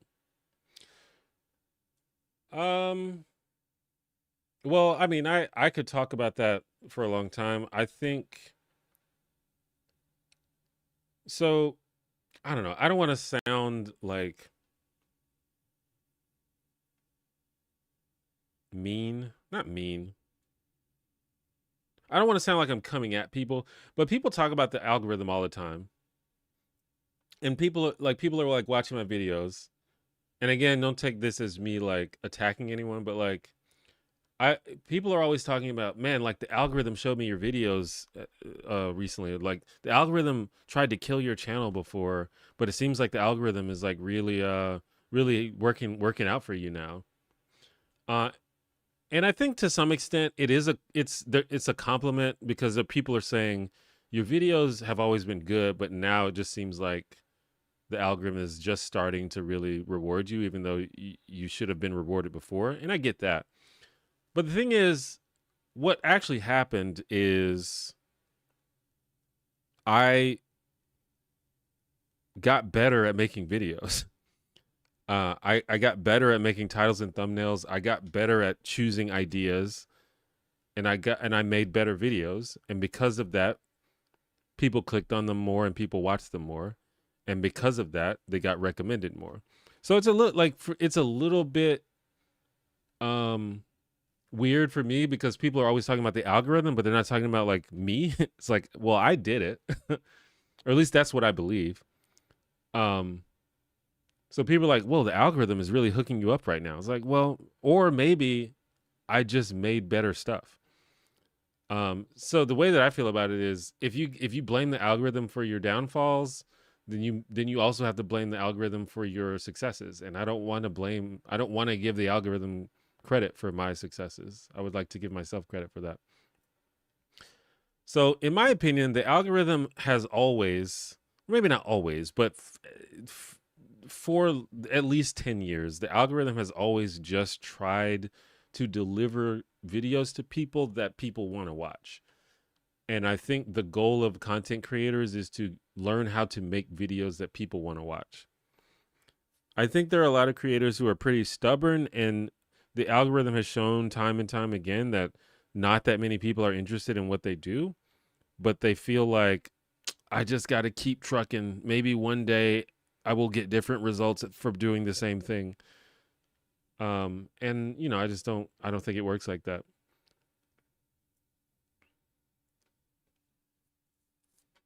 So, you know, I think I think I just got better at it. And who knows maybe I'll never have a successful video again. Who knows? But I think that I like it, if you guys could just really even know how much effort I've put into studying and learning how to get better at making videos, how to get better at telling stories, um, how YouTube works, how, I've put so much time and effort and money into that.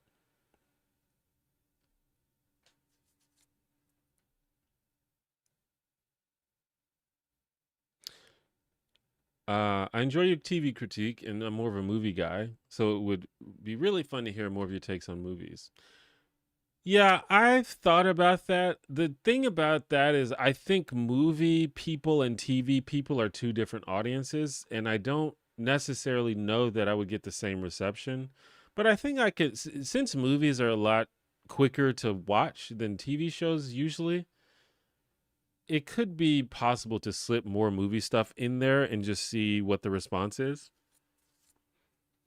But also, I want to have like a unique take. I don't want to just do like basic movie reviews. I mean, I guess if people would watch that, that would be cool. But I want to have like an interesting take. So I'd have to come up with some good ideas. Perhaps it's more that our generation has had shifting needs in our viewing. I've watched you for several years, but I got more political, but now I need something to calm down. I think I mean that's probably I think that's part of it, but that's still the onus is on me to make the things that make people calm down if that's what is needed.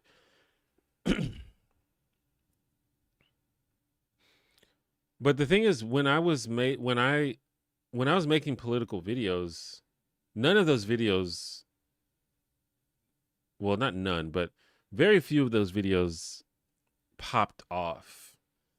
Like some of them did okay and they did well enough for me to make a little money, but almost every one of my videos for the past 6 months to a year have gotten like between 150K thousand views and several million, which is just not what was happening when I was making politics videos.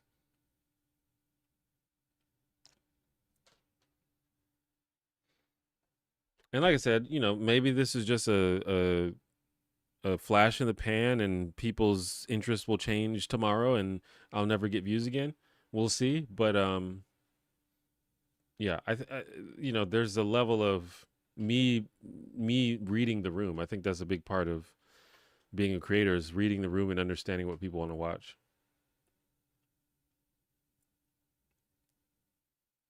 Are you a Simpsons fan? It feels like one of the only big TV comedies you haven't made a video on. Apologies if you have and I missed it. I actually did make a video about The Simpsons, but it was kind of it was in the political era, so it was I made a video about the controversy surrounding the character of Apu. But I would like to make just like a legitimate video where I talk about the actual fictional universe of The Simpsons because that's kind of more interesting to me. So yeah, in terms of that, I haven't done a video. But again, it comes down to watching the show, and obviously there are so many episodes of The Simpsons,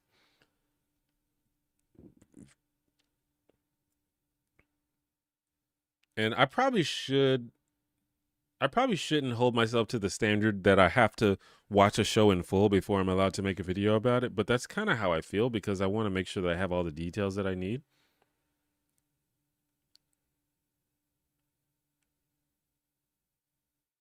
I mean, I honestly think that's why the videos that I have are good is because they are informed by having watched the entire show.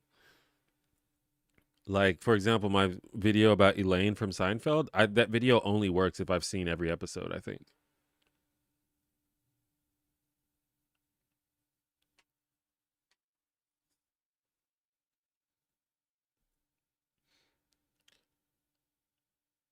Have stand up comedians gotten too ego driven? Some of them definitely have. But I think so. There was like kind of a period where there were a lot of these sort of reactionary, quote unquote, right wing. I don't think right wing is the best way to put it because I don't think many of them are actually right wing. Some of them might be, but people include like Joe Rogan and like Theo Vaughn and people like that, and I don't think either of them are right wing, but um, that sort of style of comedian, the sort of reactionary comedian that's all about like free speech and they're like always criticizing the left and stuff like that. That was kind of like taking over the landscape for a few years, and that was a little bit concerning because there was this idea, and I think I talked about this on stream before, but like there was this idea that comedians are like the truth tellers of society, and because of that they they just get like really mad when anyone criticizes them and suggests that maybe their jokes are a little like mean, and that was kind of very annoying to me, but I think we're seeing a counter narrative to that these days. Like there are a lot of like progressive left wing Democrat whatever there are a lot of comedians in that vein that are like popping up these days. There's like Josh Johnson, there's like Stavros Halkias, um, and there's some other people that so there's kind of like a counter narrative being formed to that now, which I think is cool, and maybe that's just the natural progression of things. So, even if some comedians are getting a little obnoxious, I think there's a counterpoint. I remember the Apu video now. Yeah, that was actually one of my so this channel has gone through so many phases. I think a long time ago, my channel was kind of like it was kind of like just like a social commentary channel. And then at some point it became a video essay channel. And that was one of the first video essays that really did well. I think there was a couple before that. Like I think the Sam Harris video was before that, and there were some others. But in terms of like a pure video essay, that was one of the first ones, I think.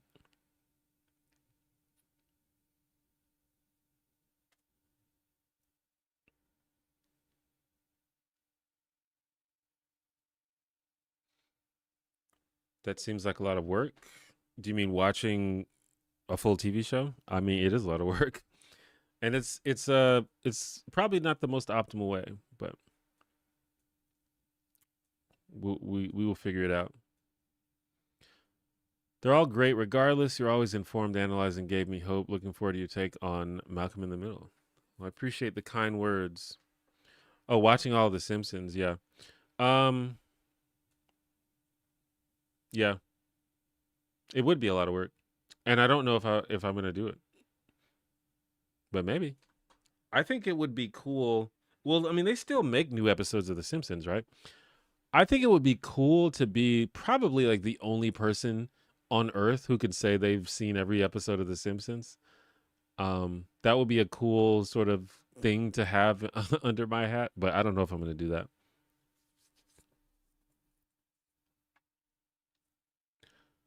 Are there any popular TV shows you wouldn't want to cover for whatever personal reason? That I wouldn't want to cover? I don't think so.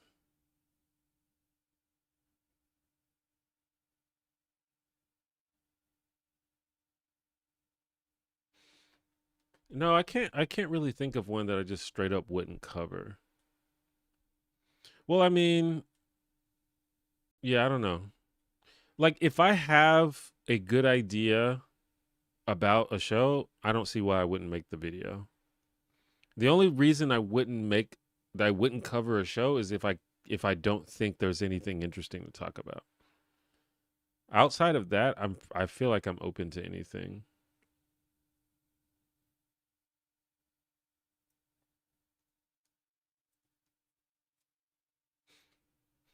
Like there's shows that I've had to really think about like how will people react to this. Like for example, I did a video about Roseanne, and when I was making that video, I was like, "Am I going to get a bunch of comments about Roseanne?" Because she's a controversial figure.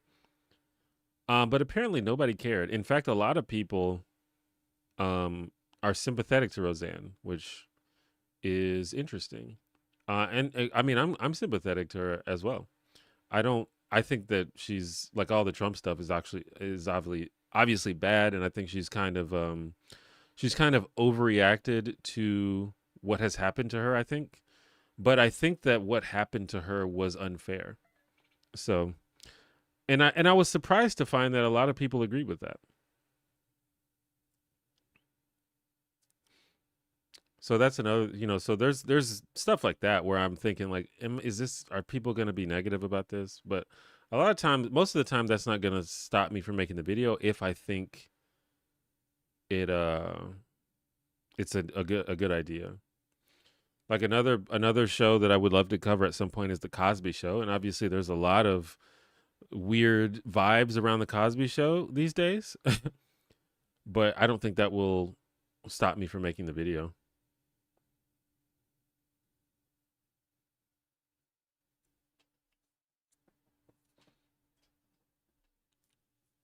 Howdy, what's up, Myth Don?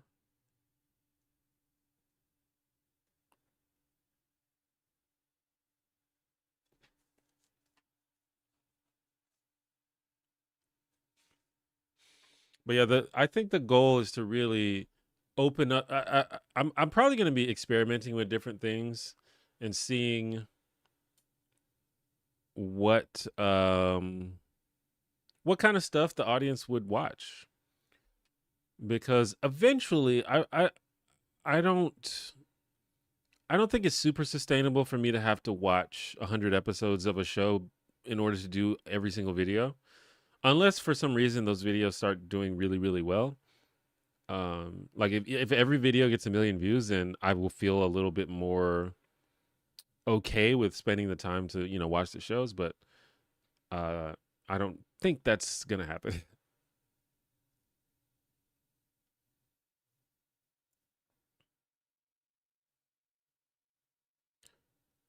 I try to separate art from artist. Roseanne's a great show, even if Roseanne Barr herself not good. Yeah, I've talked about this many many times, but I'm a very big advocate of separating art from artists. I don't know. I feel like I can't enjoy anything if I don't do that. That's fair. I've seen a fair amount of people say they wouldn't want to cover a TV show slash movie because it's been done to death on YouTube. So I was just curious. Yeah. So for me, it has to be a unique take. I can't do a. I would not do a video if it's a take that's been done a bunch of times for sure. But a show being covered a lot is not necessarily in and of itself a reason not to cover the show. Like I've done videos about Seinfeld, I've done videos about Friends, I've done videos about The Office. All of those are shows that there are many, many video essays about. Um, but I felt like I had a unique take. Like I made a video about the Chandler and Janice relationship in Friends. I don't think I've seen a video about that. So I was like, that's cool. I made a video about the love triangle in The Office. I haven't really seen too many videos completely talking about that. I've seen discussions here and there, like on Reddit and stuff, but I've never seen like a full video, you know? So as long as the take is unique, I don't mind covering a show that's been done a lot.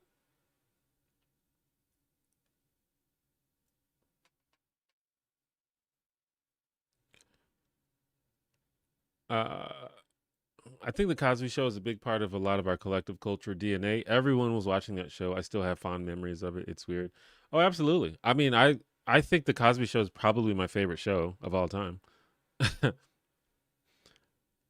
It's one of the funniest shows ever made, and it's wholesome. It's got a good stories. It's got good characters. It's a great show, but obviously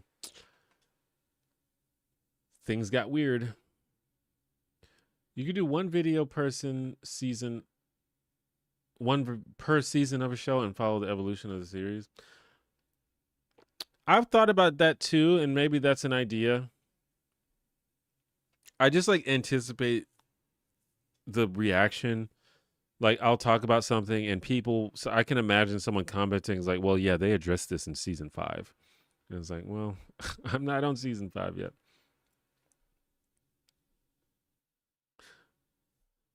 Hey T1J, you were a Nickelodeon guy, right? Thoughts on Keenan and Kel video? I definitely was a Nickelodeon guy, and Keenan and Kel is on my list of video of shows to rewatch. I don't know if that will lead to a video. It just kind of depends, but yeah, I would love to do a Keenan and Kel video. I wanted to do a video about the Keenan and Kel movie. They did a movie that basically functioned as the finale to the show, and it was super weird. I don't know if you guys remember this, but someone else did that video already, and it's a good video. So if you, I can't remember who it is, but just look up like the Keenan and Kel finale movie. It's such a weird movie, and it doesn't fit the vibe of Keenan and Kel at all.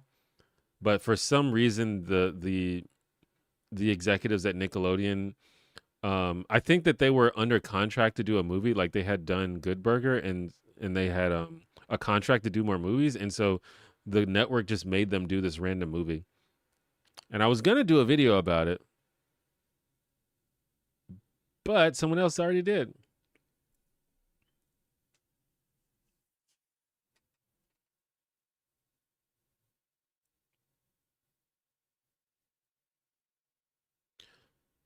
Do you have thoughts on those 80s and 90s cartoons? They were for kids but seem more mature than cartoons now. I don't really watch cartoons now, so I don't really know.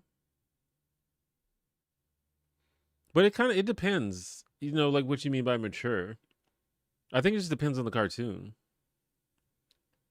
Hilla 4981, thank you for the 10 heart from Minnesota. It sucks here right now, but it's good to have YouTube to take a break before getting back to the fight. Oh yeah, Minnesota is wilding right now.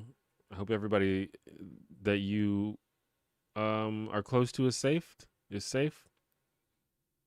Also, it's probably really cold there, which probably isn't making it any better. But yeah, I sending my love to Minnesota. And thank you for the super chat.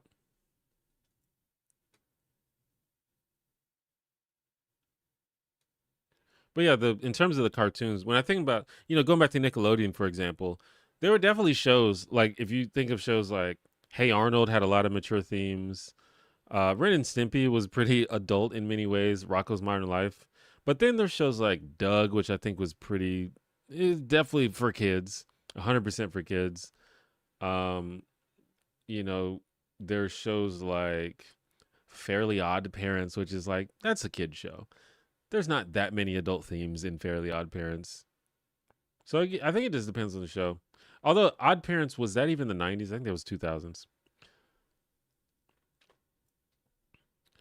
And then, I grew up watching like Nickelodeon and Cartoon Network and stuff. And I'm thinking of stuff like Cow and Chicken. Like those shows weren't that mature. But I don't know if you mean mature by like graphic and gross, or mature in terms of like adult themes, like ideas that adults like. For example, like Rugrats, for example, is a show featuring literal babies, had some of the most spot on adult social commentary out of any show. I don't judge anyone who doesn't separate art from artists. I get why some wouldn't watch Roseanne knowing the actress herself didn't stand by the show's morals. I mean, yeah, I don't judge anybody, but I have a hard time understanding how you can enjoy anything if you don't separate art from artist. Because almost anything that has been made, especially things that are popular, you can probably trace it back to some problematic person. Like, I'd say probably everyone in here has a movie that they love that was produced by Harvey Weinstein. So do you just not get to enjoy stuff? I just don't see how that works. But I don't judge anyone. Live your life the best way that you know how. I just don't really understand how that works. Have you seen Pluribus? If so, thoughts? I haven't seen Pluribus. That's another show that keeps getting recommended to me. And it looks cool. It looks cool, and I would really like to watch it. I'm probably going to end up getting Apple TV so I can watch a lot of these shows. It's on Apple TV, right?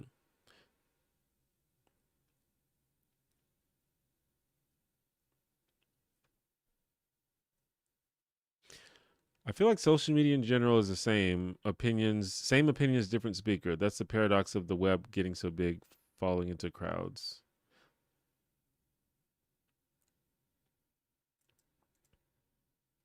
I think I kind of missed the context of this, but I mean, it rings true to me. With streaming, many shows are 8 to 10 episodes, if that, a season. We're not living the days of 20 to 50 episodes a season anymore.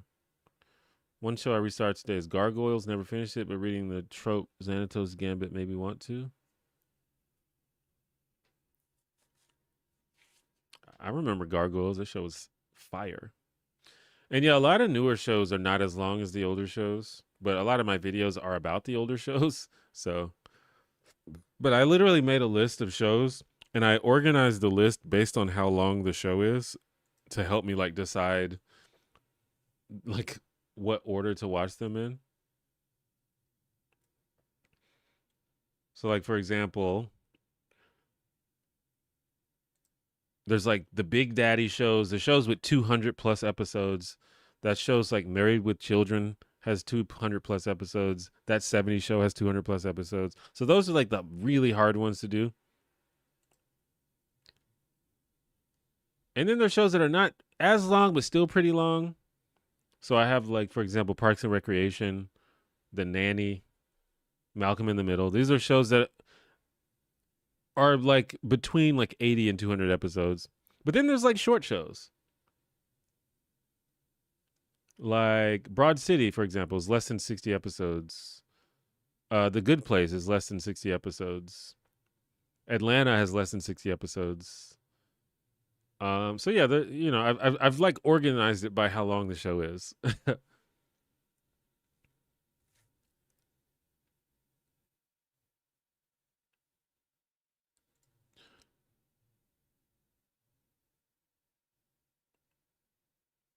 I'm sure some of us would pay to watch you streaming yourself watching 100 episodes of a television show.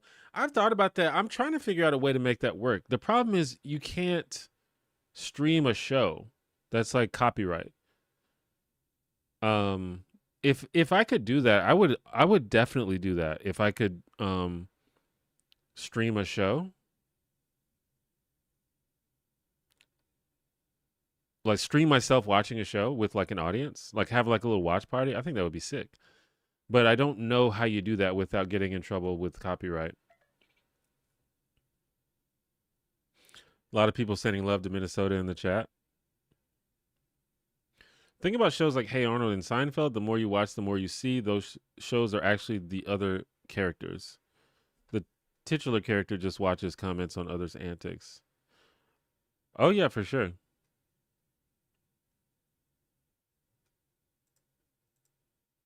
I mean, I mean, a lot of shows are like that where you have this sort of character that's supposed to be the audience insert. Although I think with both of those shows, I think both main characters are still quite unique and quite interesting in terms of what happens to them and how they react to things. But yeah, I see what you're saying for sure.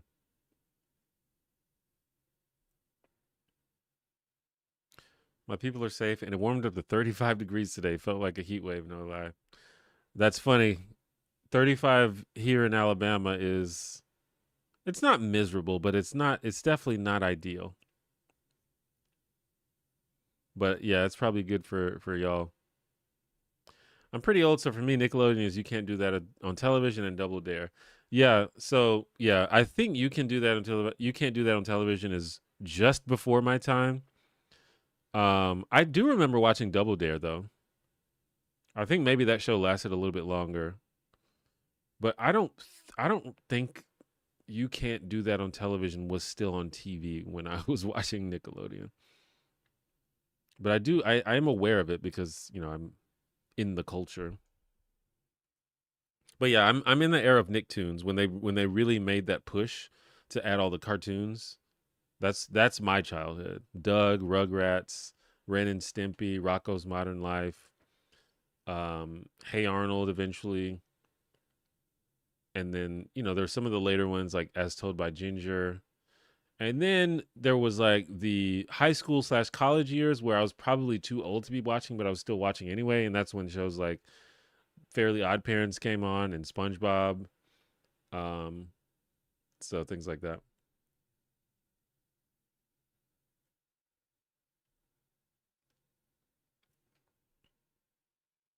My cousin Skeeter, yeah, that was one of them. My cousin Skeeter is my favorite Nickelodeon show. The puppet was really good. Yeah, it was a good puppet.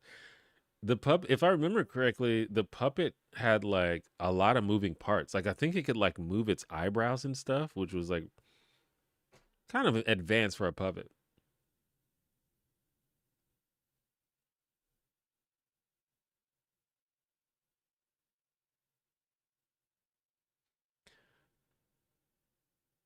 And all of me and my friends, because I went to black schools, we all had a crush on Megan Good, who was on that show. And to this day, I think a lot of black men have a crush on Megan Good.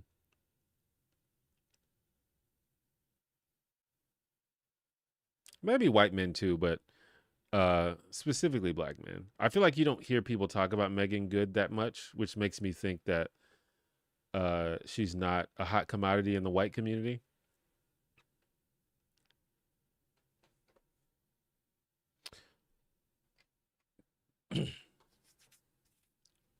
Pluribus is great. Yes, Apple. Yeah, I'll probably end up getting Apple.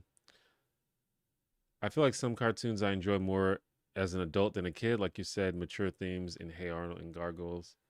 Yeah, I just saw a video that was mentioning the episode of Gargoyles where somebody gets shot, which is like, whoa. Like literally like one of the gargoyles is like playing with a gun and accidentally shoots one of his friends.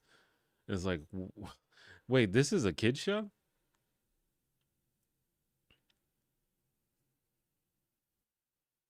Broad City, Atlanta, and The Good Place are amazing. That's funny. Yeah, so I've done a couple of videos about The Good Place already. I would love to do videos about Atlanta, and I would love to do a video about Broad City. I love Broad City. I think it's one of my favorite shows. Pokemon has a godly amount of episodes, 1,000 plus. So I just watch select episodes when I do watch Pokemon. Yeah, 1,000 plus episodes is rough. That always comes up whenever people talk about One Piece, because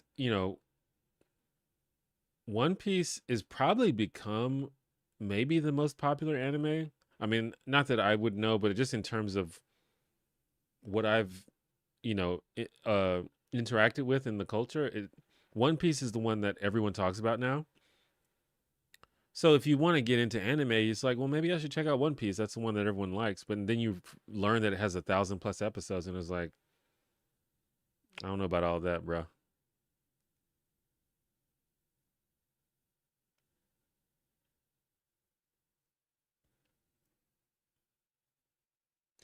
Would you ever want to be a contestant on Legend of the Hidden Temple?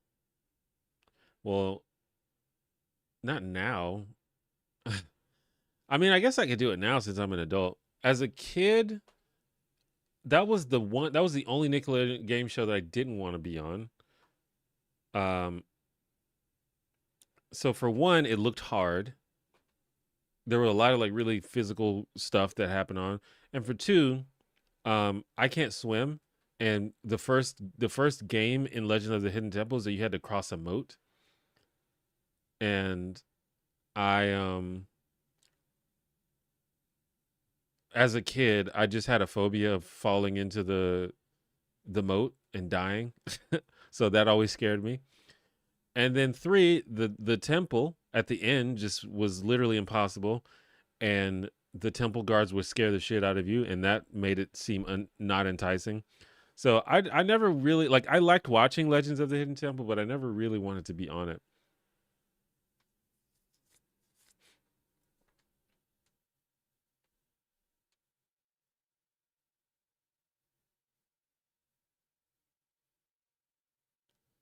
With streaming nowadays, I personally would never pay for cable. Cable costs a fortune, and yet I'd probably only watch one or two channels, if even that. At least streaming, you can unsub any time.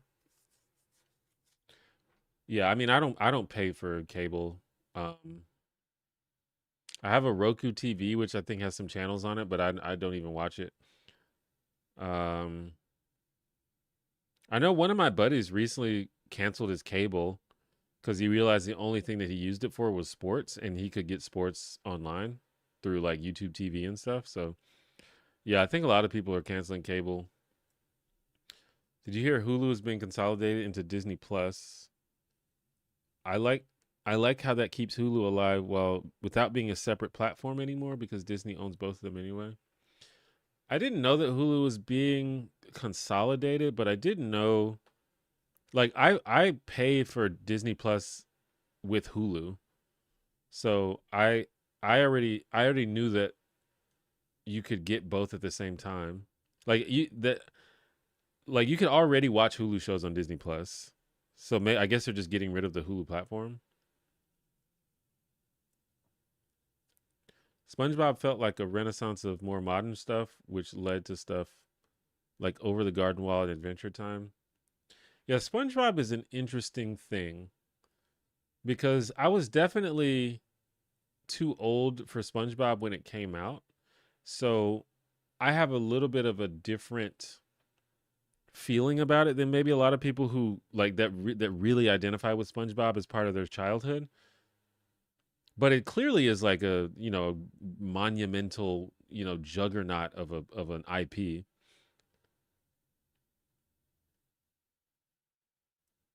And it definitely sort of changed the landscape of cartoons for sure. Like probably bigger than anything that I grew up with that I can think of. Like maybe like as far as like TV cartoons go, I don't think there's anything that I grew up with that has stood the test of time and created as much of an impact as SpongeBob. Like SpongeBob is one of those characters that has entered the canon, like Mickey Mouse or like Bugs Bunny. Like it's that level of popularity. Like maybe Sonic the Hedgehog or something, but that's more video games than cartoons. The way you get around copyright strikes during watch parties is by having everyone watch the actual media on a different platform and sync it up to your time code. Yeah, I mean I could do that, but I think that's much less interesting to watch. I don't really expect a lot of people to actually do that.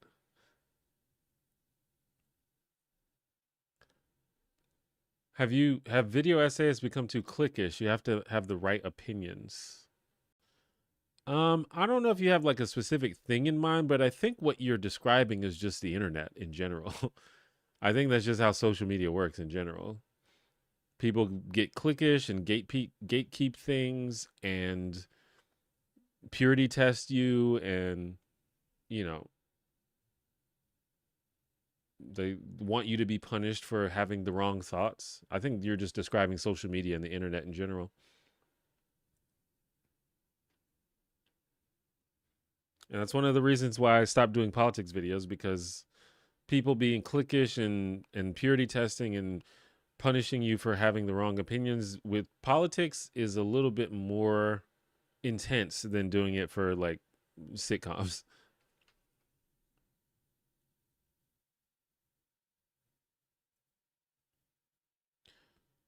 You ever rewatch the same shows multiple times? That's Power Rangers for me. I need to start watching other shows because I have Netflix, Disney Plus, and Paramount Plus. I've definitely rewatched shows multiple times. I've seen Boy Meets World in full like 5 times. I've watched Parks and Rec in full many times. Um, I don't know if there's any like kids shows that I've seen in full like multiple times.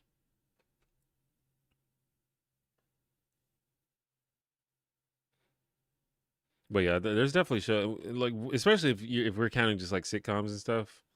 Yeah, I've definitely watched. I think the show that I've probably seen the most times is Boy Meets World though. I've watched Boy Meets World from beginning to end at least 5 times.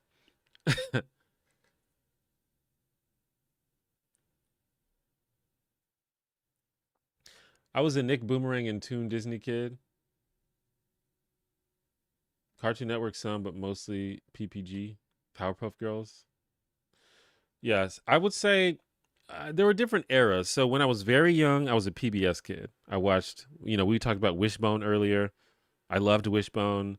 I loved Bill Nye. I loved Reading Rainbow.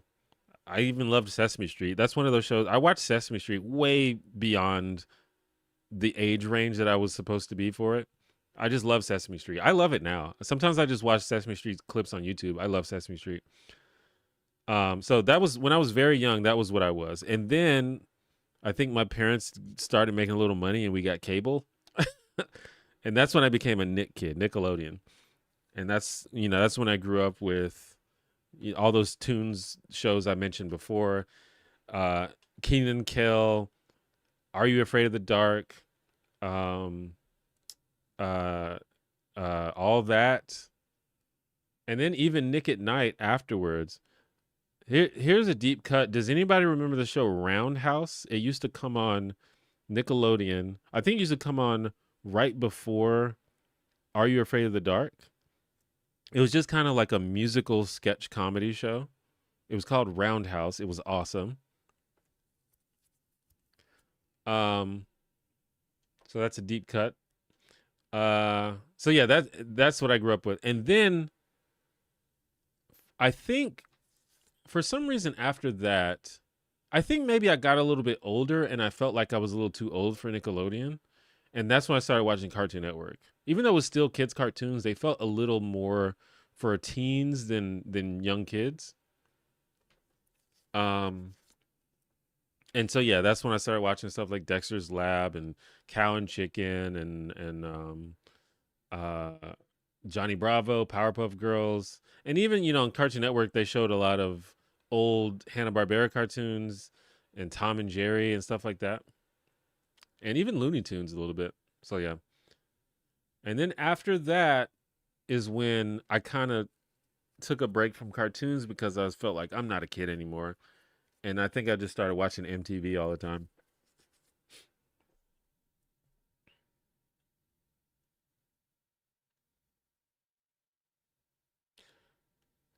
Every person I've talked to for the past few years doesn't pay for cable.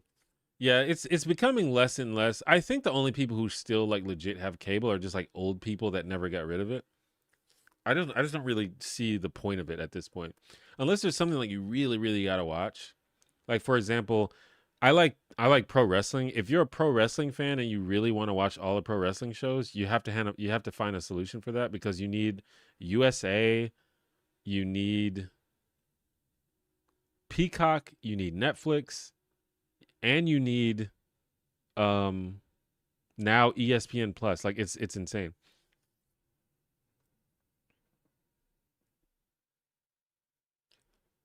Have you seen the show Search Party starring Alia Shawkat? I have not seen that. I do like Alia Shawkat though. What are some unique takes you would consider for a Cosby Show video?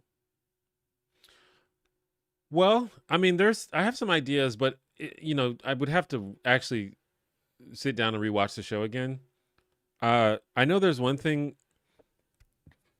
like the character of Vanessa Huxtable, his daughter. Like this character is really interesting to me because she kind of she's kind of terrible. Like she's kind of a brat and she's always getting into trouble.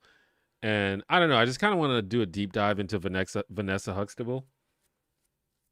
Like I want to like see what her like arc over the full course of the series is because I don't really remember. But I just remember her always getting into trouble and always like being kind of a brat. And I think that's interesting.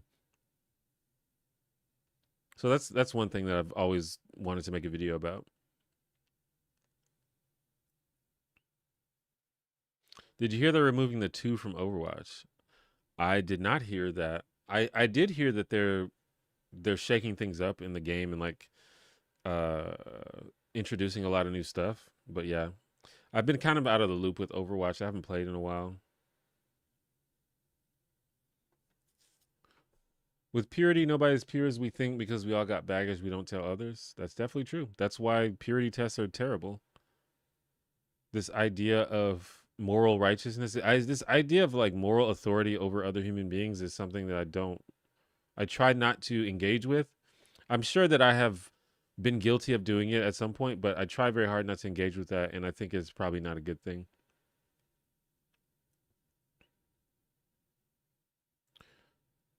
When at a friend's apartment, I watch shows like Cold Case and Queer Eye because that's what's on her TV usually. Yeah, I just don't watch TV like that anymore. Even when I go to friends' house, they might have like a movie on or like sports if it's a sports season, but usually we're not paying attention. One thing that we do watch though on purpose sometimes is how it's made. I love how it's made. So whenever like if I'm having like people over and I just want to like put something on a TV, I put on how it's made. It's a show that is always interesting. There are no bad episodes.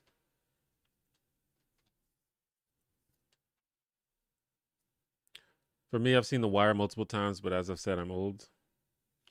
I mean, The Wire is a good one. I mean, I'm sure many people have seen The Wire multiple times. That's a show that I need to watch as well. PBS Kids had some fire shows, even outside overtly educational kiddie shows like Sesame Street, shows like Arthur and Cyber Chase, anyone could watch. Oh, yeah. Arthur. Yeah, we were PBS kids for sure. Me and my brothers. I'm pretty sure I've seen every episode of Wishbone. There was what was that show? There was Kratz Creatures and then Zaboomafoo. I wonder what the Krat brothers are up to. I wonder if they're still doing stuff. I really loved reading Rainbow. I was actually just watching videos about LeVar Burton recently. That guy's the goat, man.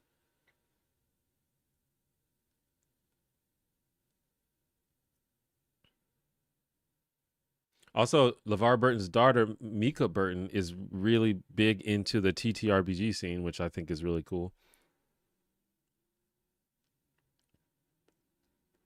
Who doesn't like Sesame Street? Jim Henson is the goat. Yeah, I love Sesame Street, man. It makes me happy to think about Sesame Street. Hey, dude, for a vid, I have an ongoing copyright dispute with Disney expiring in 21 of 30 days. After the 30 days, will I get monetization back? Your experiences?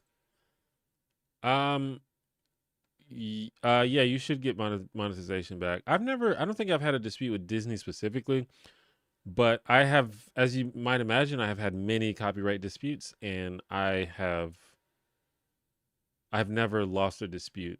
I just, because the way it works is usually it's automatically claimed. It's not manually claimed. It's automatically claimed because they've put it in the database, and so the content ID robots find it.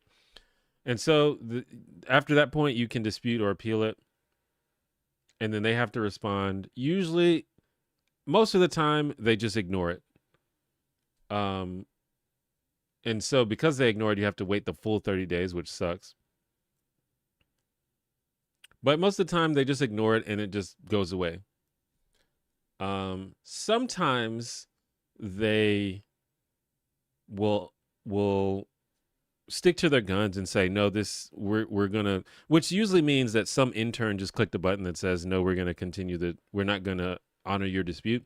I don't think that they ever really like review it, but sometimes they do that, and then you have to go to the appeal process, which is very scary because if you lose the appeal process, you get a copyright strike on your channel. But you should still appeal if that happens, because even if they reject your appeal, you do get the strike, but you can submit a counter notification after that.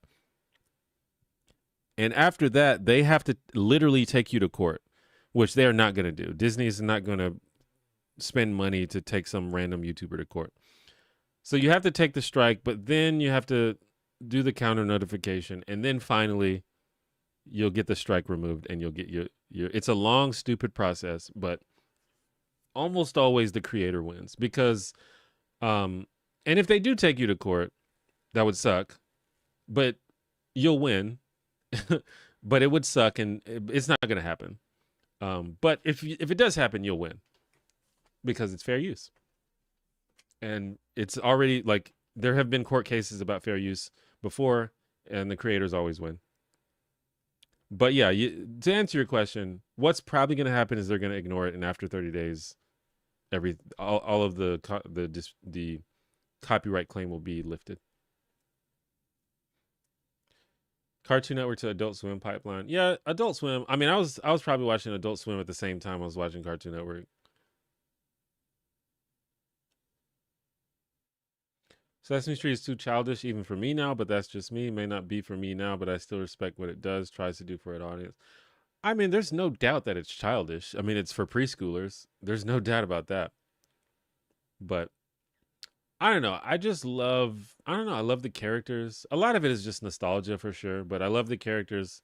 The songs are always good. I love the voices. The puppeteering is so well done. It's just well made. Search Party is really neat. Guess I should check it out. Is that a sitcom?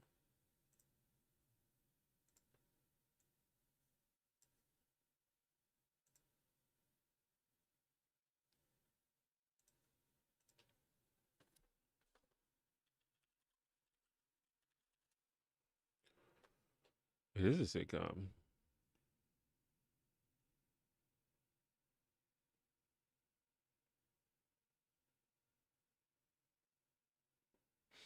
Yeah, I have to check it out.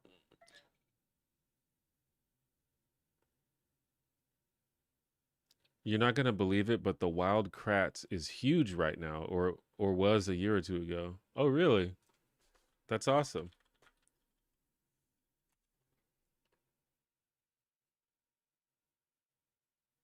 I love that. I'm so happy that they're still doing stuff because that was a really big part of my childhood. I don't know. I have like a really deep respect for people who like they just want to educate the world and they just want to educate kids. Like that's kind of crazy. When you just like wake up one day and you just realize that your calling is to educate children. Also, Mr. Rogers. Why didn't I say Mr. Rogers? That was, I mean, that was probably the best one.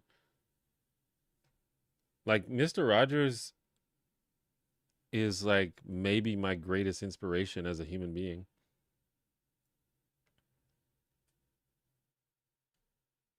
Whenever this is going to sound made up, but literally sometimes when I'm like having a hard time in life, I think, what would Mr. Rogers do? Like, legitimately. And it actually it helps me think more clearly about the situation.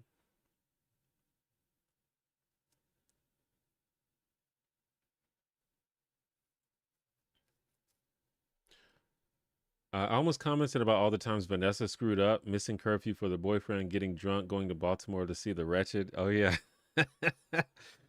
She was out there having big fun with the wretched. That show's so good, man.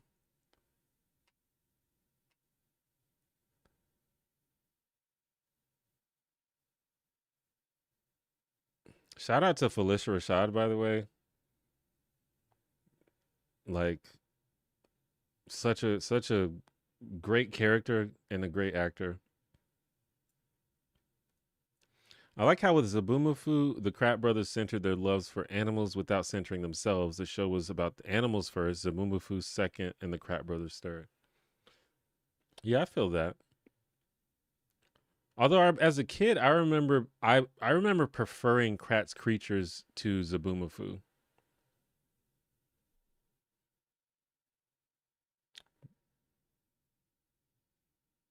Bluey is also a great current kid show. Yeah, I've never seen Bluey, but I've obviously heard a lot of people talking about it.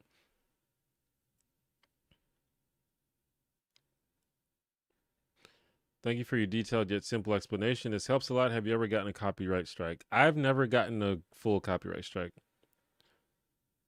Like I said, 100% of the time in my experience, and I don't do not take this as gospel. I cannot tell you what's going to happen to you, but every single time that I've disputed a copyright claim, I've won the dispute. Um, because I think they just ignore it because it's automatic. I don't even know if a human being looks at it. I think it's all automatic. And when they don't ignore it, I think it becomes obvious that it's fair use, and they would never take you to court of it over it.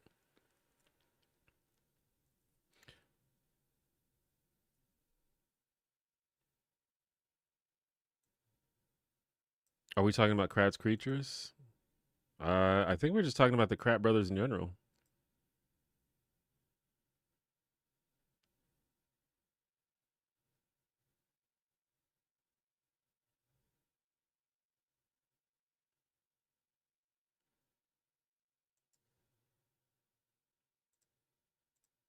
I forget I was supposed to have music playing in the background.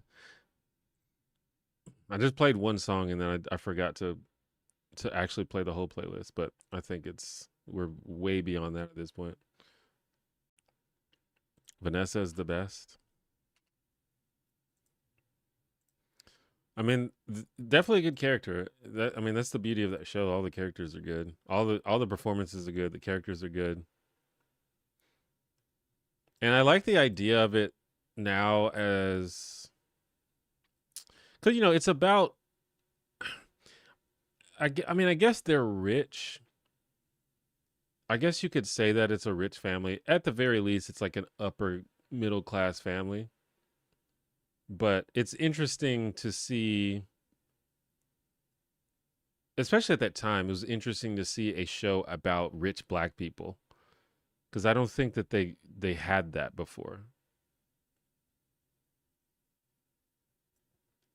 I don't know if there was a show. I mean, the Jeffersons were like, I don't think they were rich, were they?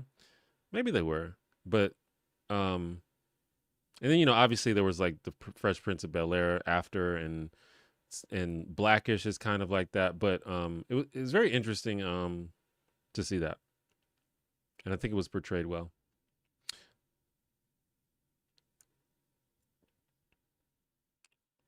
On entertaining kids, Bill Nye may have changed my life. He made science look so fun and cool. Yeah, I mean, I think Bill Nye is definitely responsible for a lot of kids enjoying science. Um, I loved that show, just like everyone else my age and in my in that sort of generation. Um, which makes me think if there was a Bill Nye style show or another, just another entertaining show about other subjects, like what if there was like a really cool show about math? Like so many people hate math, but math is cool if it's taught by the by an engaging teacher. Imagine if there's like a really cool math show or something. And like same thing with Wishbone. Like Wishbone probably got a lot of kids interested in literature and reading. And same thing with like Reading Rainbow. Was Zoom PBS? I like that show. I think Zoom was on PBS. I remember Zoom. I used to like that too. I used to want to be on it. That was one show that I was like, I want to be on there. I want to hang out with these kids and play games and stuff. That seemed really fun.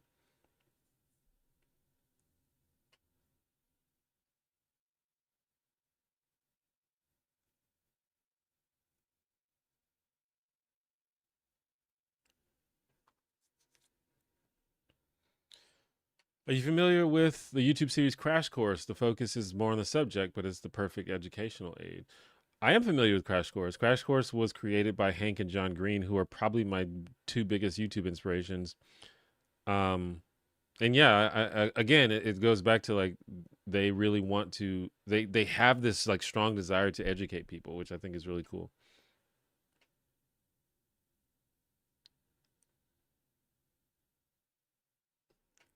Please, please focus.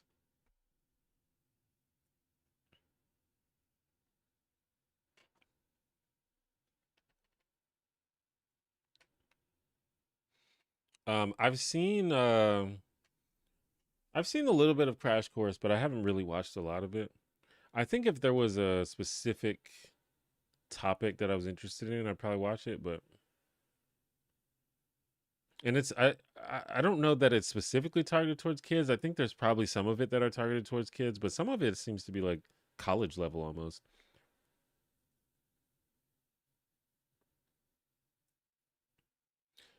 My Wife and Kids is one of my favorite sitcoms. It didn't last long, but I like how goofy and lighthearted Michael Kyle and his wife's parenting was.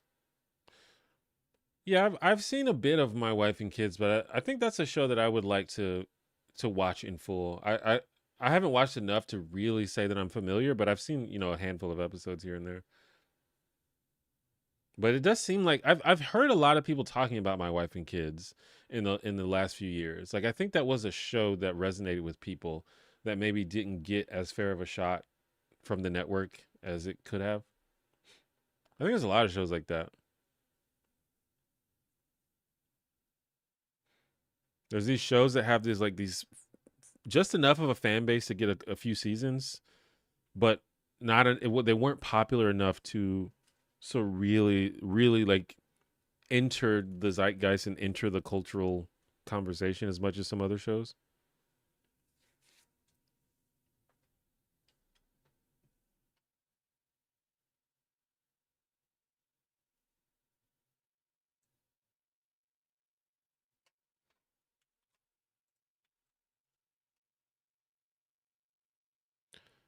Another weird connection is that The Cosby Show had a Muppets episode, I think when Cliff ate a sandwich which gave him crazy dreams, unless I'm having a fever dream.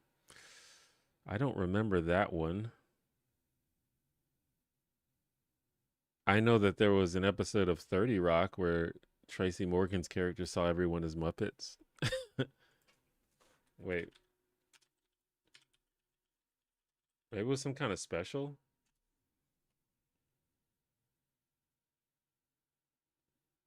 Oh, no, you're right. I've never seen this. What the hell? I literally have never seen this before. It was called Cliff's Nightmare.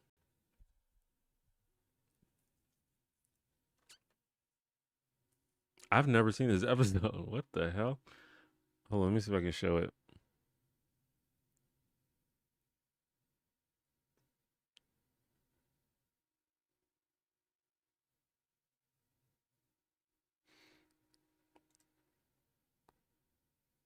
Um, wait, how do I do it?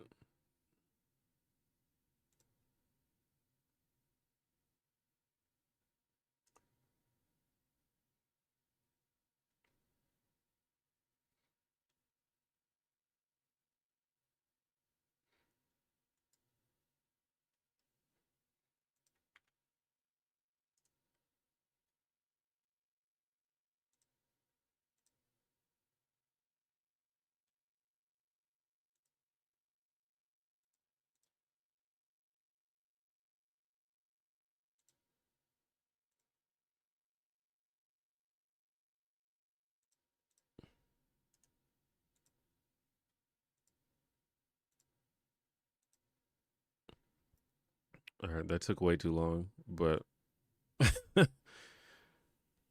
yeah. So Cliff's Nightmare.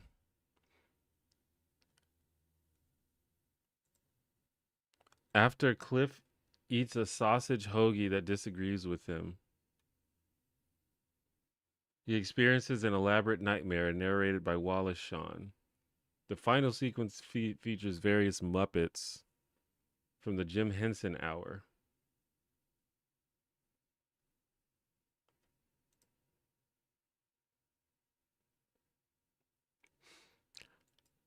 I have never seen this episode before. I thought I've seen every episode of The Cosby Show. Interesting.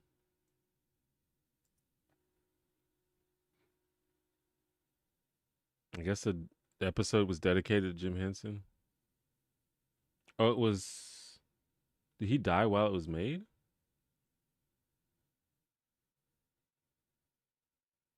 He died 4 months after the episode first aired.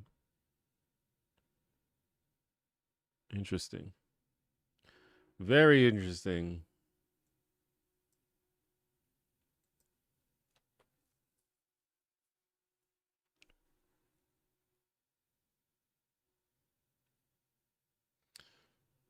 My wife and kids' humor is a hit and miss, but the stories themselves slap. Yeah, I have to check it out. Did you ever watch Titus? I do remember watching Titus. I don't remember it being good. I think that'd be a good show to do a video on. I actually agree. I think that would be a good show to do a video on because I think that's a show that a lot of people remember, but they don't remember it that well. So I could refresh people's memory. Was there a talking Muppet sandwich in that episode? I honestly can't tell you. I honestly did not know this existed.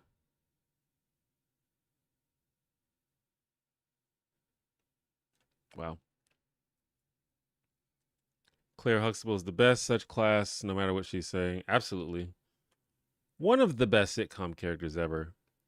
Like this is one of the reasons why I love sitcoms and why I appreciate sitcom actors is when they can play these characters believably while still being funny.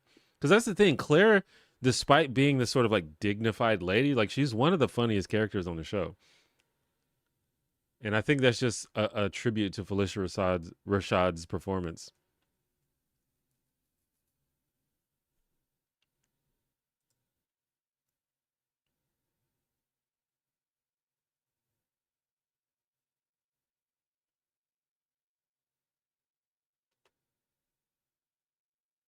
Not that I take AI seriously, but I use apps like ChatGPT, Suno, and 11 Labs for the fun of it, just to see whatever they spit out. I mean, just like anything else, AI is just kind of a tool you can use, and you can use it well or you can use it poorly. You can use it for fun, and you can use it for evil. It is a tool.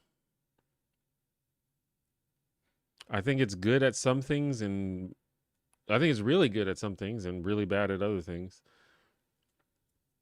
and it's mediocre at a lot of things.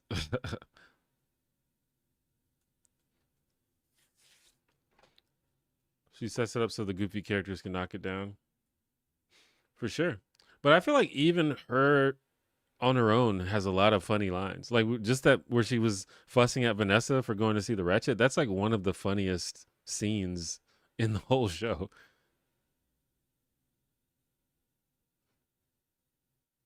Where she keeps like interrupting Cliff. Like she keeps asking Cliff like to weigh in, but then she keeps interrupting him.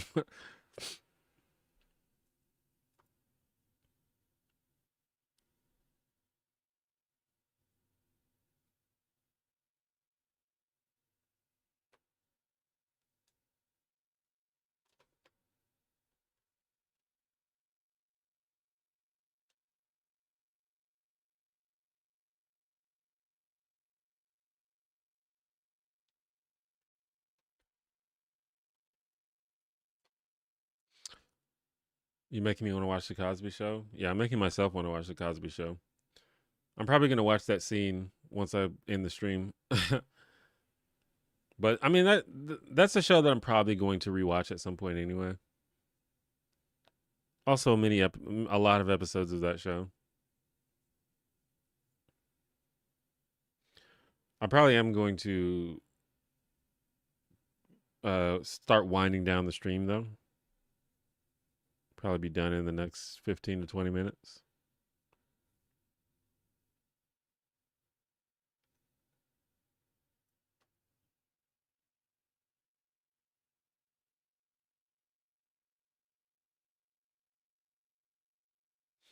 But I mean, that show, like I said, I think that I'm pretty sure that's my favorite show ever, The Cosby Show. I can't think of a show where I just love that much.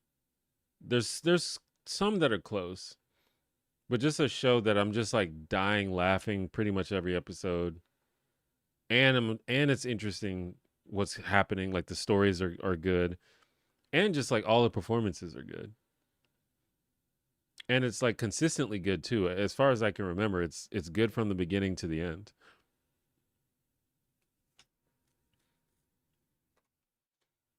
Like I can't really even think.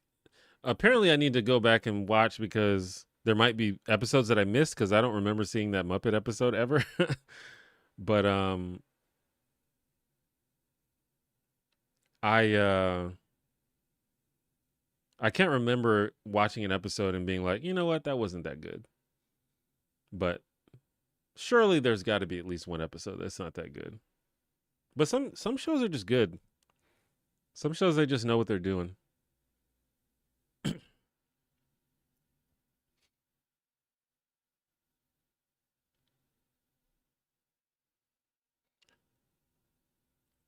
Is the Cosby Family too perfect? Well, they're definitely not perfect. I mean, that's kind of the beauty of it. They're all a little weird in their own way. Like we were just talking about before, Vanessa's kind of a fuck up. She's always getting into trouble. Um, Denise, then Denise like elope or something? I can't remember. Um, I think Denise elopes. She like moves to Africa or something, and then just comes back with like a random guy.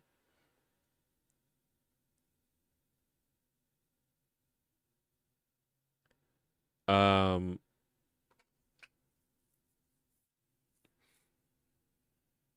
and there's Theo, who's like, he's a teenage kid when the show starts, so he's kind of a little bit of a brat.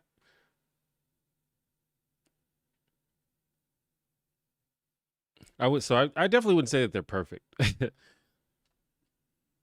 But I think the idea was, they're a loving family and they're successful and things work out. And it's a sitcom, so things usually work out.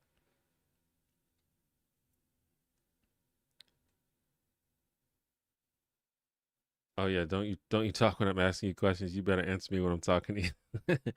Exactly. Like she's she's so funny.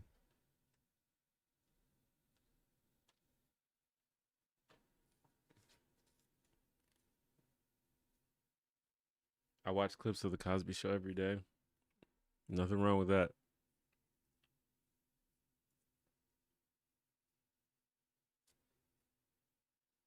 So yeah, I wouldn't be surprised if there's a Cosby Show video on this channel at some point. But like I said, I want to say something unique. I want to have like a unique take.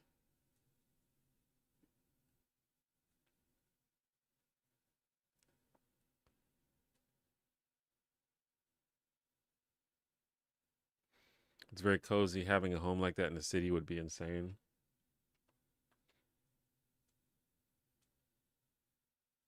Yeah, they live in New York, don't they? Where do they live?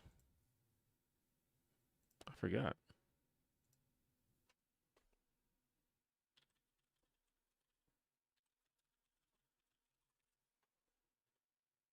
Yeah, they live in Brooklyn.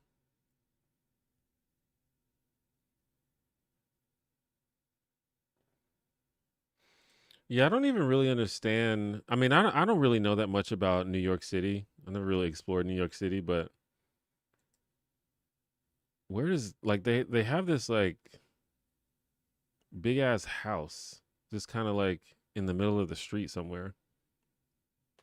I guess people live in houses like that in Brooklyn. I don't know.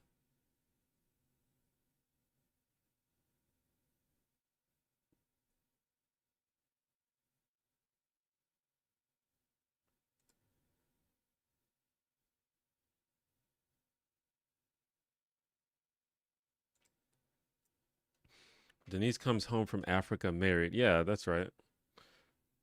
Which is if I'm not mistaken, the guy that she marries ends up being cool, right? But obviously, when she first returns, her parents are like, "WTF?" Speaking of Denise, talking about people that I had crushes on as a kid, I think '80s Lisa Bonet is maybe the most attractive person of all time.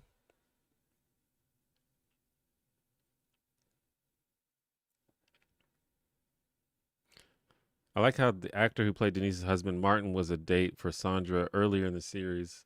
Yeah, there was a little bit of continuity issues there. I don't even think Sandra was in the first episode, right? Or maybe even the first couple episodes, or maybe even the first season. She definitely wasn't there at the beginning.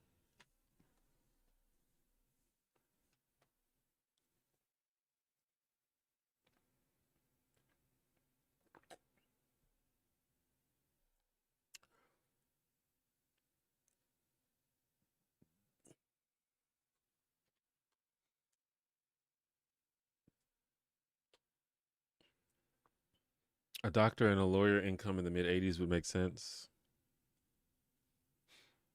Yeah, but it's interesting because they did address this on a couple of episodes about how they definitely were wealthy, but they weren't like millionaires. I don't think they still had to like go to work for their money, which I think was kind of an intentional choice for them.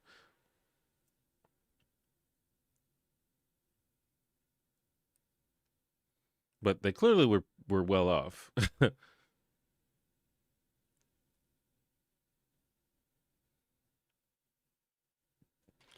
I need to study because I got a test 2 days later, but I'm here.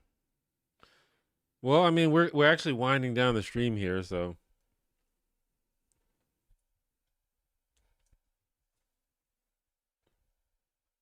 if my camera refuses to focus on me as usual,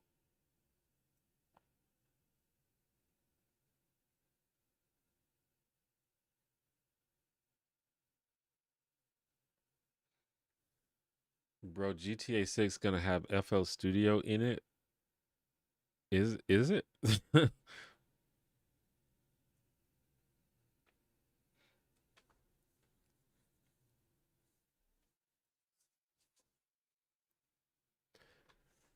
But yeah, I guess we will go ahead and call the stream here.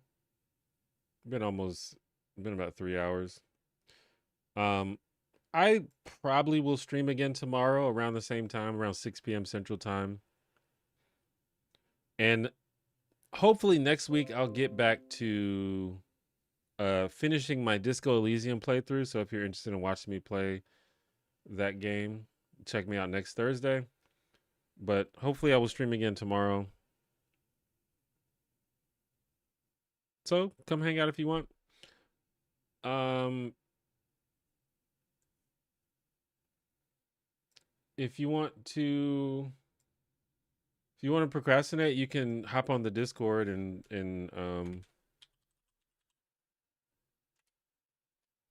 chat with some people on there if you want. I'll drop the link in the chat. But outside of that, go watch my latest video if you haven't. I feel like probably you have because it's got 2 million views. But if you haven't, go check out my most recent video. It's been doing quite well.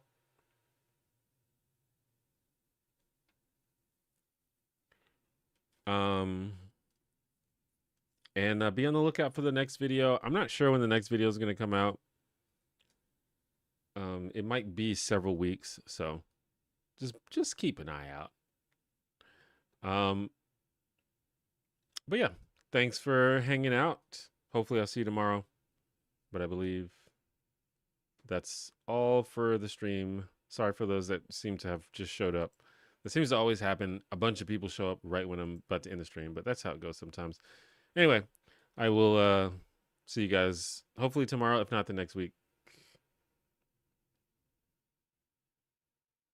Bye-bye.